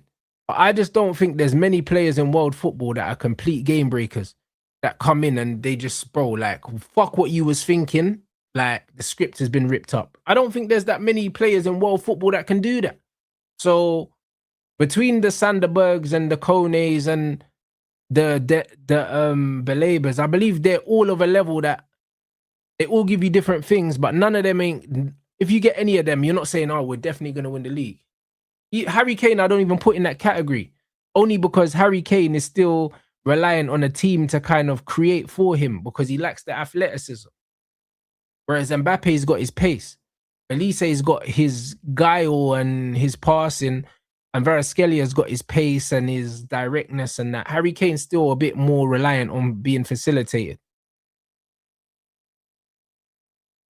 Do you get what I'm saying? So there's not many players in world football that I can say if they come into a team, it's like, yo, it's shut down. The gap between these players are too small. They're way too small. It's just like centre-back position, yeah? Like, brother, I never used to rate Upamecano. But, bro, in the World Cup, Upamecano looked like one of the best centre-backs in the competition. Because the level of centre-backs in the game are just not that high, bro. You could go get me a £15 million centre-back here, and he could probably start for Man United, bro. He could probably start. He just needs to be quick and strong, yeah, and half decent on the ball, and he can start. Like, bro, you know? It's just not that difficult no more.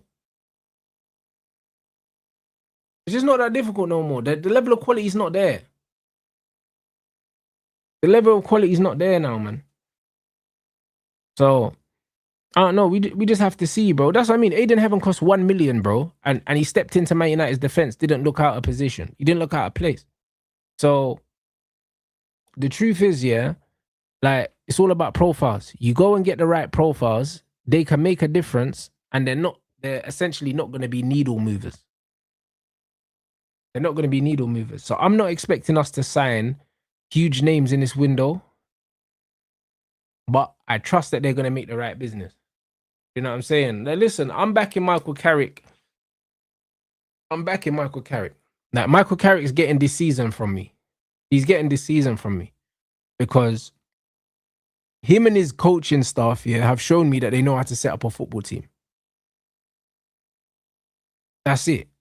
So it's on the players here to win these games. That's it. If Ineos if they don't get him the players that we need, I believe they will anyway. But I'm saying hypothetically, we don't sign no more players, and then the window closes right now, and I know that our squad's not up to scratch, I'm going to blame the squad. I'm not going to blame Michael Carrick.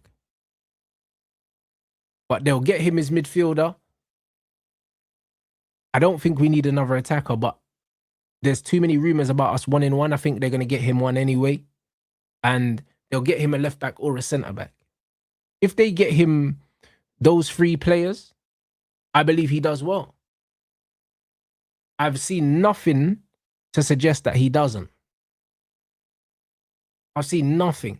If we've got injuries and the squad isn't addressed and I know we're short and we're underperforming, I'm not going to blame him.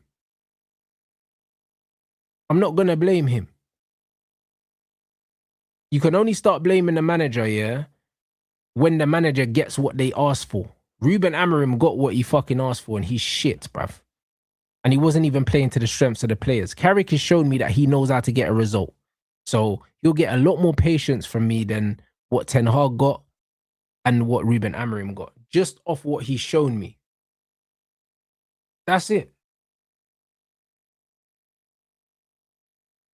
And this is it, P double, bro. Bro, Steve Holland, yeah, is serious, bro. You know what I'm saying? And I trust him. This is where my confidence comes from. My confidence comes from having Carrick and Holland together, bro.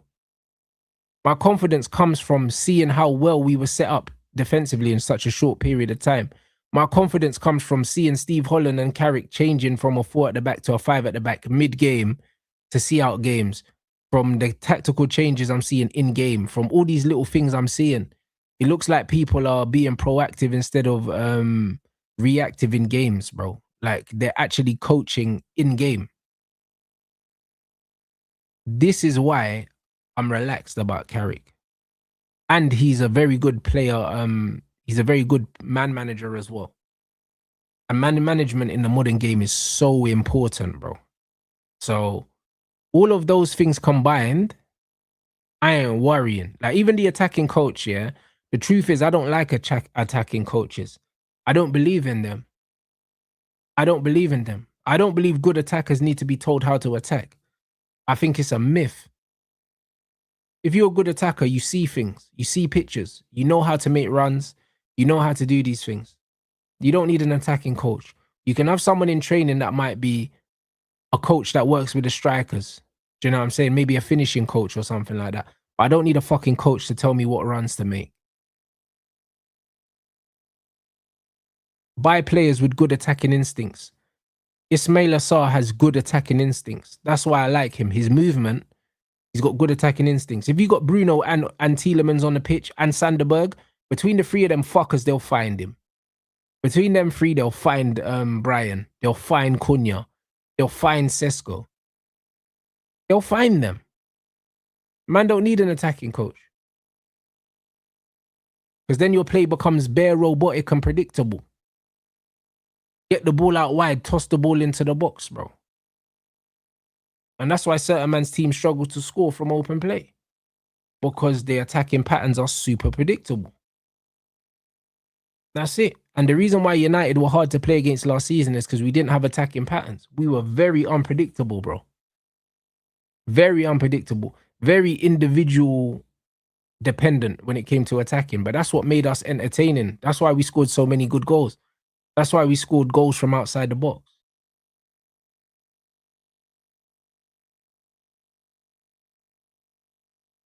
Man said if people don't get Carrick and Steve ball, they don't know ball. You know what it is?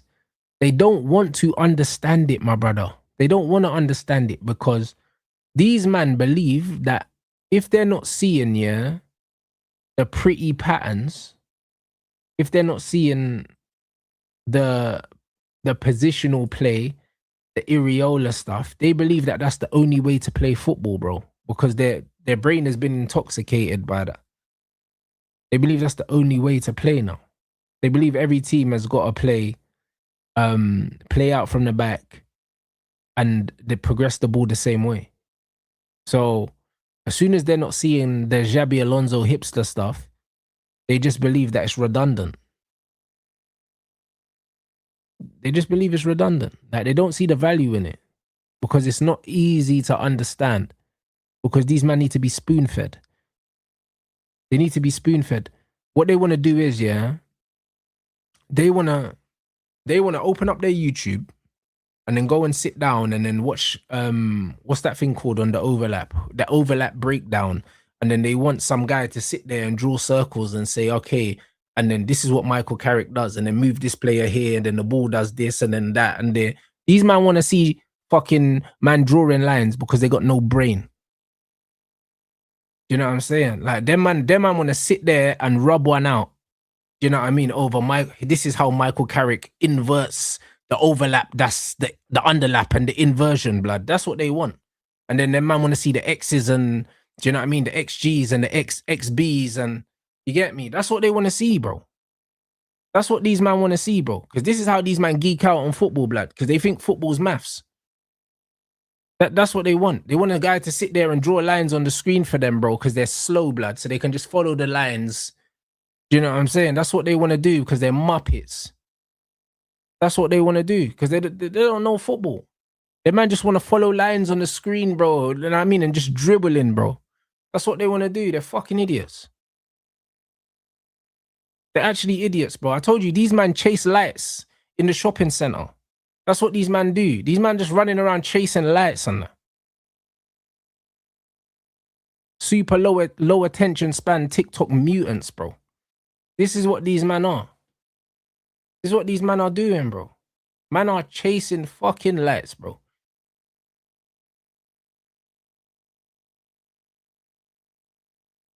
So yeah, it don't matter. Because we ain't got no pretty repeatable patterns that these men can understand.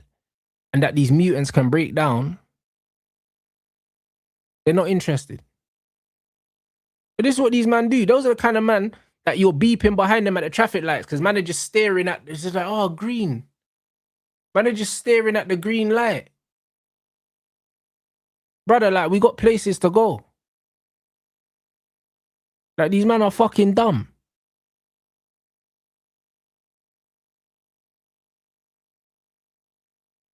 Like, it's crazy.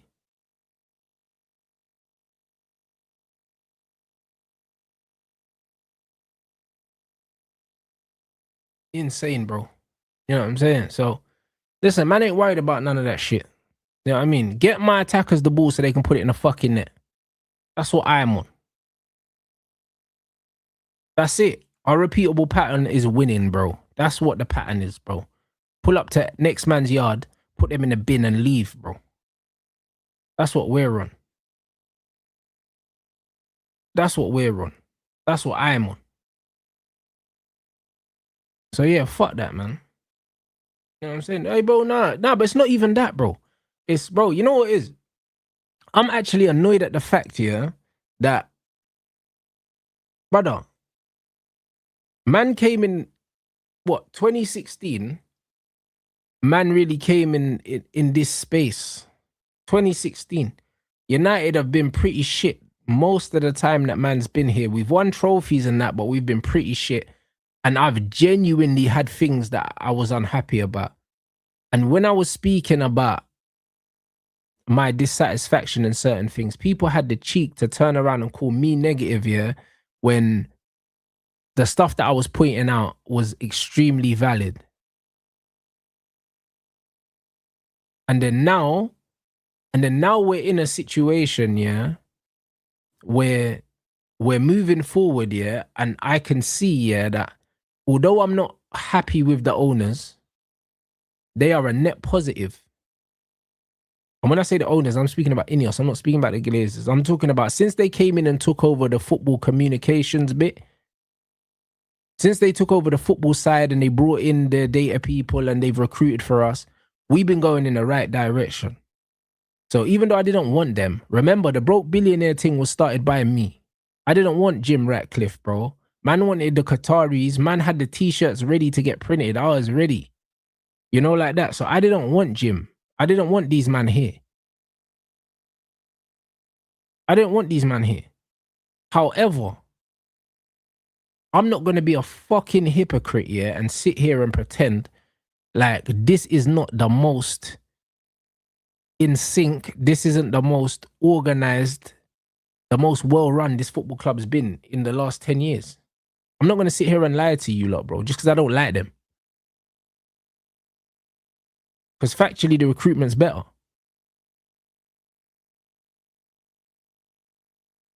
The recruitment's better. It's way better. The stability that man have, even the choices that they're making off the pitch, is better. The profile of players that they've brought in so far is better. They've brought in 2 footballers. It's better. There's more players coming in. The way we're doing our business under the radar is better. First year since 2019 that we've recorded a profit is better. Factually, everything that man are doing off the pitch and on the pitch, yeah, is more positive. And yet man are being negative after finishing in the Champions League.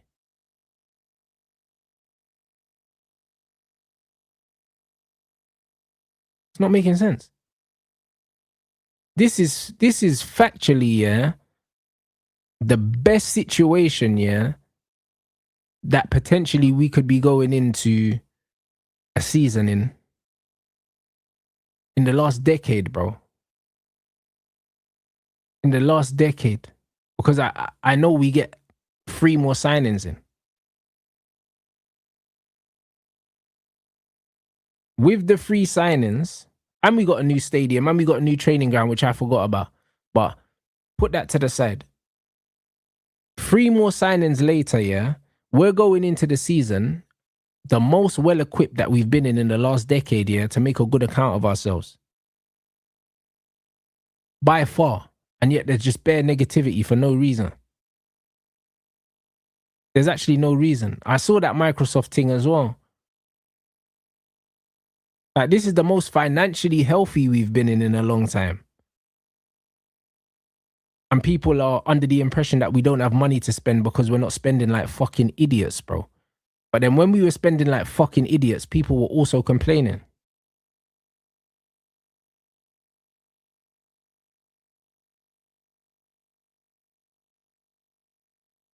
Like, make it make sense, bro. It's not making no sense. Like, people are going to complain no matter what. I was annoyed when I was justified. And now I'm going to wait and see what they do, and I'm going to judge them on their actions. I can't judge them on something that hasn't happened yet. But people are complaining about hypotheticals that haven't materialized yet. Oh, but Rants, but what if we don't get another midfielder? Wait for the window to close and then ask me then. Why are you asking me now? What if? It's foolishness. It's foolishness, bro. What if we don't sign on? What if no one else signs anyone? Then what? Like, why do you just assume we're not going to sign no one and everyone's going to get all their targets? Like, that's crazy. Arsenal just missed out on Morgan Rogers. Like, these man would make you believe that United are the only team, yeah, that didn't secure a player, yeah, that they perceive to be their top choice. Rogers and Anderson are both overpriced and overrated, bro. I'm glad we didn't sign Anderson. I'd feel like an absolute mug right now if we spent 116 million on Elliot Anderson. I'll feel like it was my money.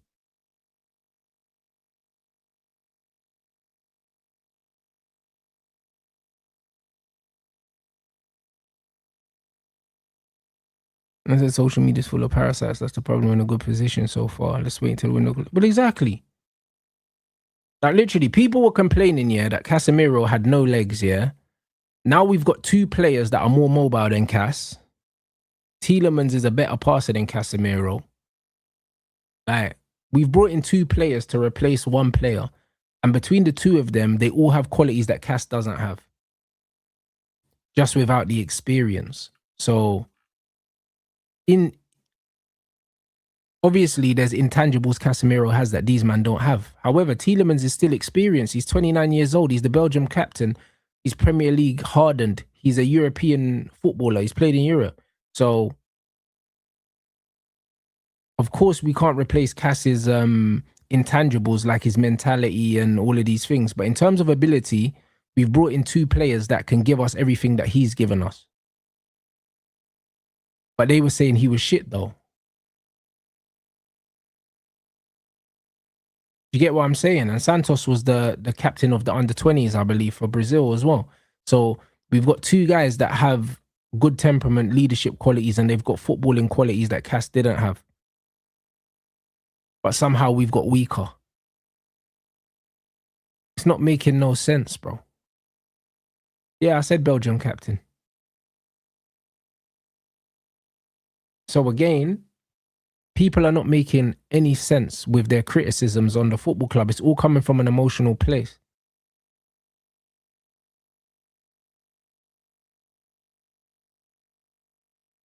Thoughts on Chelsea? I think I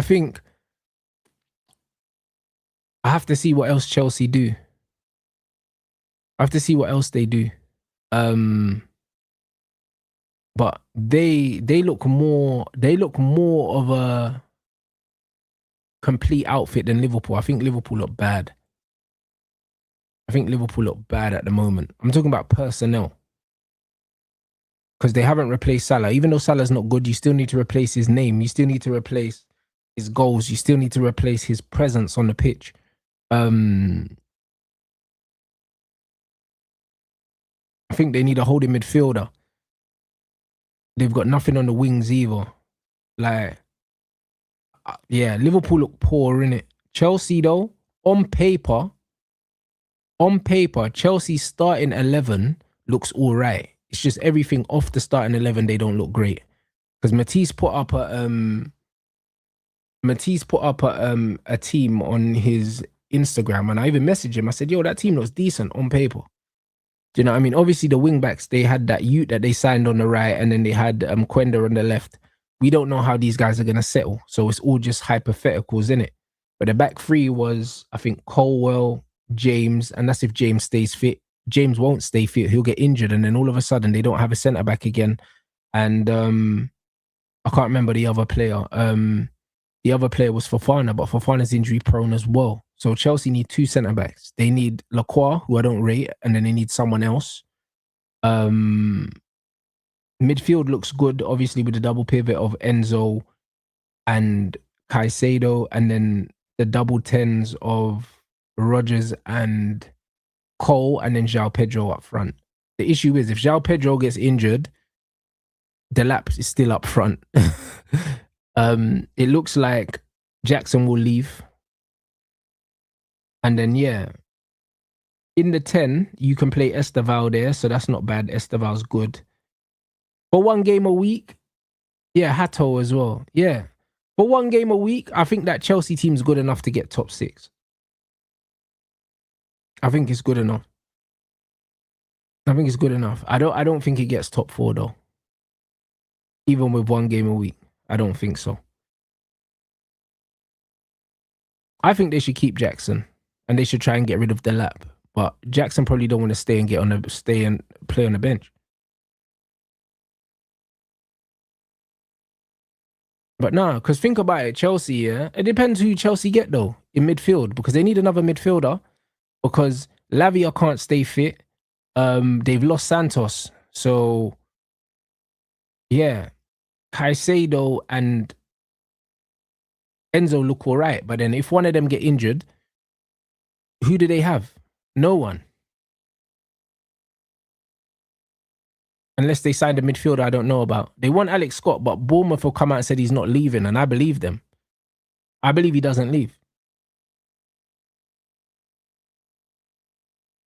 See, Asugo, no. Chelsea will have to get another midfielder, and it will depend on who that midfielder is, you know? So I think there's still more questions than answers with Chelsea, and then you have to see how Alonso's system translates to the Premier League, because the truth is, yeah, that 3 at the back that he plays, it worked in Germany, but then when he came up against the Italians, he got battered. And we don't know if it works in the Prem. We don't know. That 3 at the back system here hasn't had much joy for a long time. So they could end up getting their asses handed to him, and then it might be panic stations. And also, we don't know how the Chelsea players are acclimatized to the new system either. That, again, there's still more questions than answers. So with Chelsea, on paper, it looks good, but we just don't know how it's going to work, bro. The way that Alonso likes to press high and play that, bro, I could see like a Crystal Palace just turning them over, 1 long ball to Mateta, and they're cooked. Do you know what I'm saying? So we just need to see in it. Man said our 2 friendlies, we've played a 4-2-3-1. That will also be interesting. But like I mentioned before, I believe, yeah, that as soon as things go left, he'll revert to type. That's what he done at Madrid. He started with a 4 at the back, and as soon as results started looking airy, he tried to switch to a 3, because his comfort zone is the 3.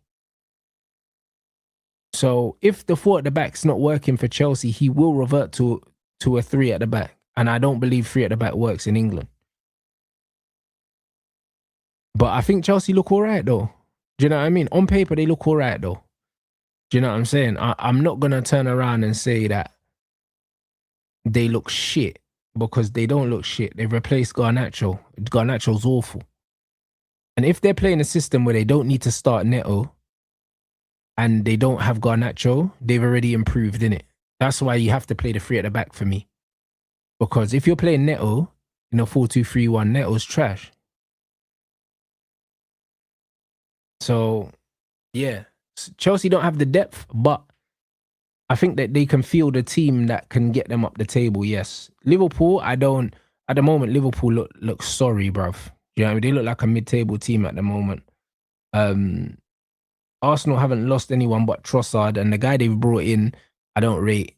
He puts the ball into the box, which is why Arteta likes him, but He looks like a nothing player, innit? He's going to be another squad player. I think they'll still try and get a first choice left winger, and they'll try and get Bruno G.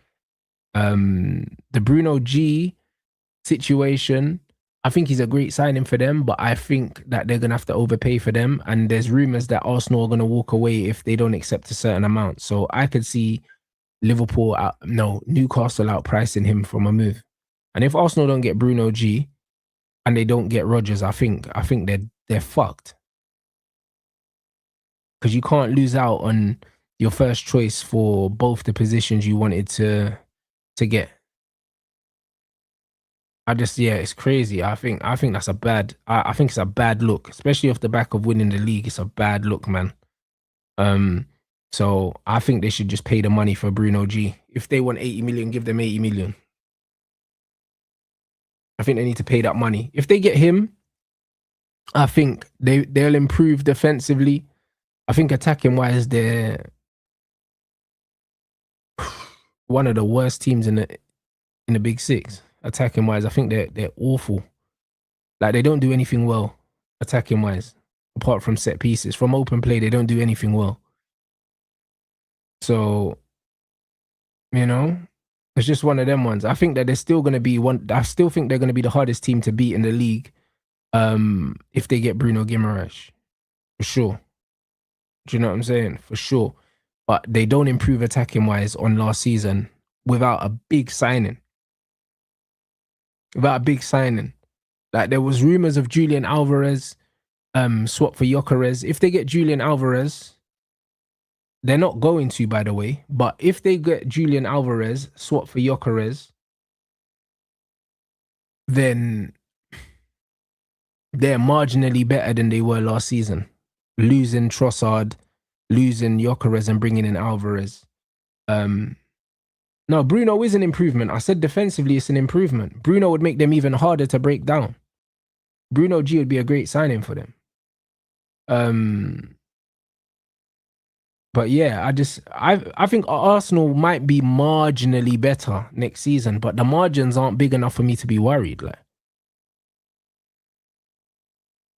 they're just not what. Like, even Rodgers, I believe that Rodgers wanted Chelsea over Arsenal because he even said, bro, he was giving Chelsea Arsenal bare shade and that, talking about freedom of expression and shit, bro. Like, man don't want to play for, you get me? Man don't want to play for Arteta. You don't want to play for Arteta, bro, because he knows that Arteta stifles attacking freedom. He does. You can ask Eze. So I think Arsenal are very, very difficult to break down with Bruno Guimaraes. I think they're going to be even more dogged, but I think that they're going to still struggle to score goals. So I'm not really sure. And then Man City have a good manager. They still have technically good players, but I don't think they'll be as good as last season. I think they'll be very beatable next season. I think they'll be very beatable. I think they'll still be a team to fear, but I think that team's going to give you a chance, Man City, next season, bro. Like, they're not a formidable side. I think the fear factor's slowly fading away from Man City, especially if they lose Rodri as well. You can't lose Rodri, Bernardo, and Pep Guardiola in one season and still have a fear factor. I think that the fear factor will leave. Will leave with Rodri if Rodri leaves. So, yeah. Man. This is going to be a weird season next season, bro. And Spurs, I think Spurs are going to be very entertaining to watch, but they're going to drop loads of points, similar to when they had Ange Postecoglou. I think they're going to be very expansive. They're going to play with no pressure because they have no pressure because they're a small club. And they're gonna play some attractive football. Like, I remember when Ange first went to Spurs, they played some really attractive football, but they were just, you get me, they were unreliable. Like, you know what I'm saying? Like, that's what it is. Like, Spurs were fun to watch, but don't put your money on them. Do you know what I'm saying? Like, it's just one of them ones. Like, they're gonna play some good football, but they're gonna lose a lot of games. Nah, that's what it's gonna be. But they're gonna be entertaining to watch, though. You know what I mean?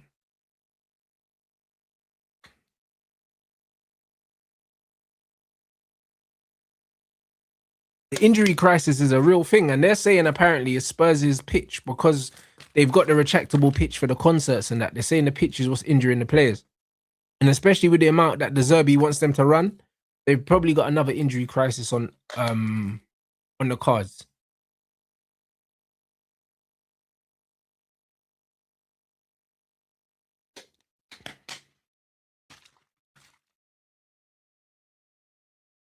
Bro, but this is what I'm saying. They signed Tonali and Fernandez, but if one of them get injured, they're back to the same shit, bro. They're back to the same shit. Yeah, they are getting Savinho, apparently. But then it'll be interesting to see who City replace Savinho with.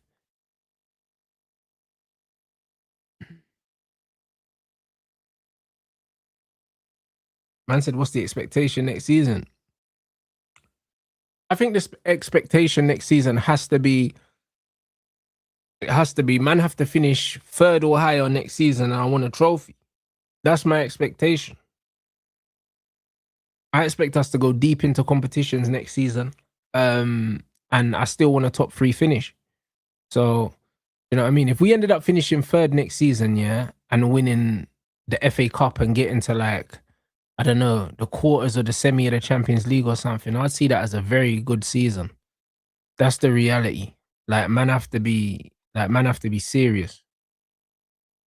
Man can't regress. You know what I'm saying? Like, but again, for instance, yeah, like the mad thing is, if we finish 4th, yeah, but we won a domestic cup double and we won the FA Cup and the League Cup, that's an improvement again. Do you know what I'm saying? Because people are saying we're playing 1 game a week. If we get to 2 cup finals and win them both, then we're not playing 1 game a week.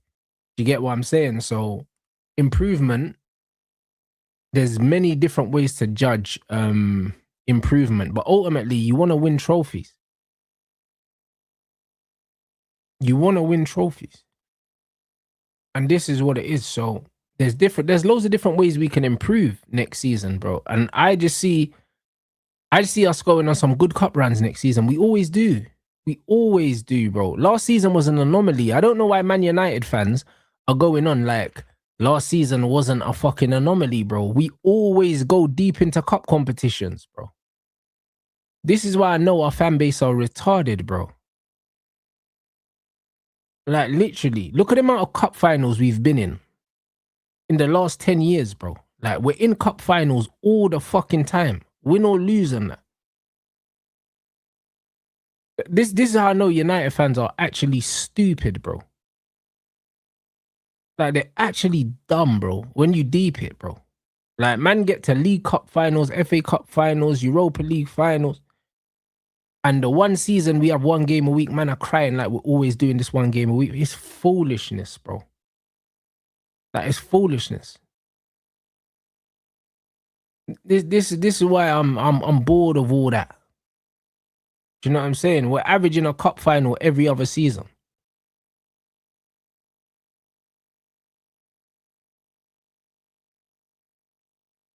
That is weird.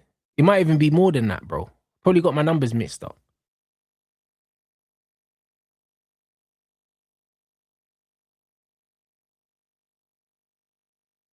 Man said, do you want, what's that? Who do you want as the 2 opponents? Brother, I don't care who we play. I don't care who we play.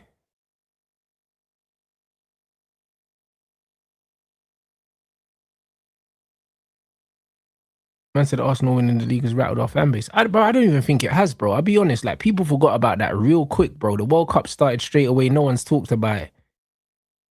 I can't lie, bro. That was the most short-lived title win I've ever seen. Like, the World Cup did its job.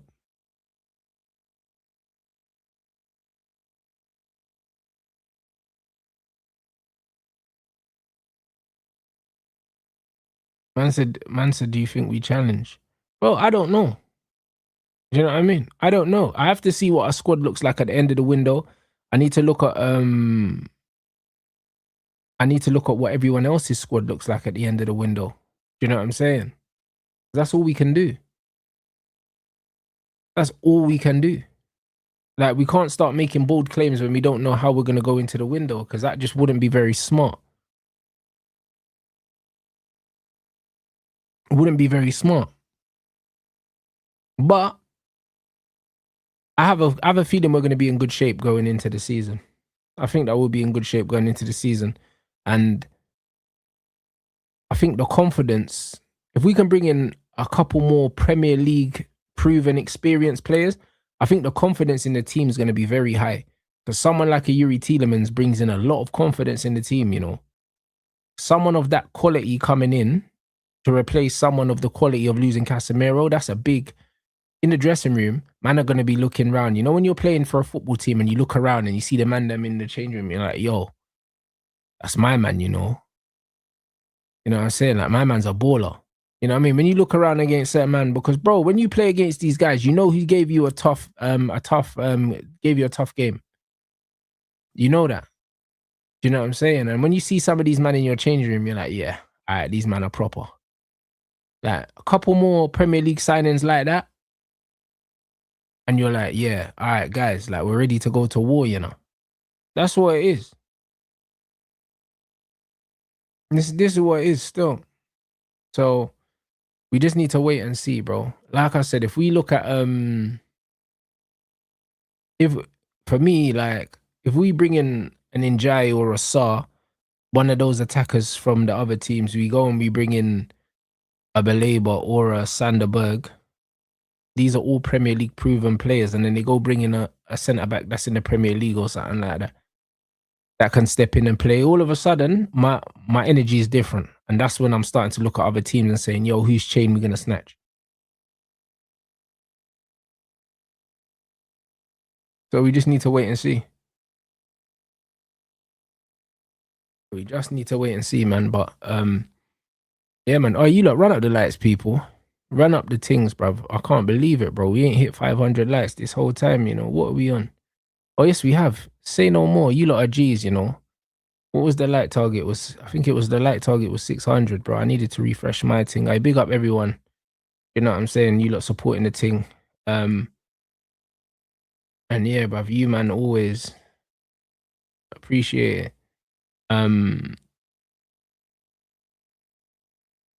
What did man say about... Hold on, where's your comment? I missed this comment. Man said recruitment is so important this season. Bro, the recruitment was always important. I always stressed at the end of the season, yeah, the most important thing at Man United is not the manager, it's the recruitment. I always stress that, guys, because you don't have to be a fucking rocket scientist, yeah, to win football games. You don't need to. You just need to be a manager that can competently set out a team, bro.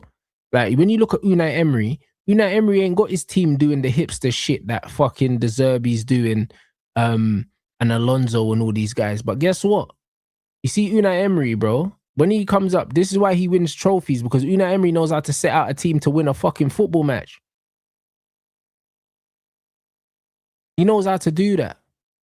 So, do you know what I'm saying? Michael Carrick's a similar kind of manager, bro. Like, you watch the way Carrick sets up teams, bro. You're not going to look at it and say, oh, look at the pretty patterns. But, bro, when we was Ole and Man City off the pitch, bro, no one was talking about the football. No one was saying, oh, you know what, United ain't playing good football, when we were Ole and City's Clark, bro. Because that's what it was. So, people are so quick to chat rubbish. But ultimately, if you give Michael Carrick better players, the football will naturally just improve. It will naturally improve. Tomorrow, United are playing, bruv. United are playing, so we've got to watch along tomorrow. So I'm not sure if there's a show. I might just go straight into the watch along. I'm not really sure, bro. I have to speak to everyone, and see what they're doing, innit? Because I think United play at like 5 or something like that. And normally, man would have a show at 5. So I'm not really sure, innit? I'm definitely watching the United game, but I don't know what else I'm doing. You know what I'm saying? I don't know what else I'm doing. So you, man, stay in Discord, bro. Make sure you keep an eye on the Discord. The link is pinned in it, and that way you can see my movements for tomorrow. But I'm not sure. I'm not sure yet, because we're watching the United game. Okay? So, yeah, man. Big up everyone inside. Man's going to redirect to Ghana. You know what I mean? Healthy little conversation, but I didn't realize we've been live for this long, man. But appreciate you, man. Yeah, bro, I'm going to upload the Pop the Balloon as well for after the Man United game, bro. So Yeah, man. Big up everyone inside. And yeah, bruv, back again tomorrow, people.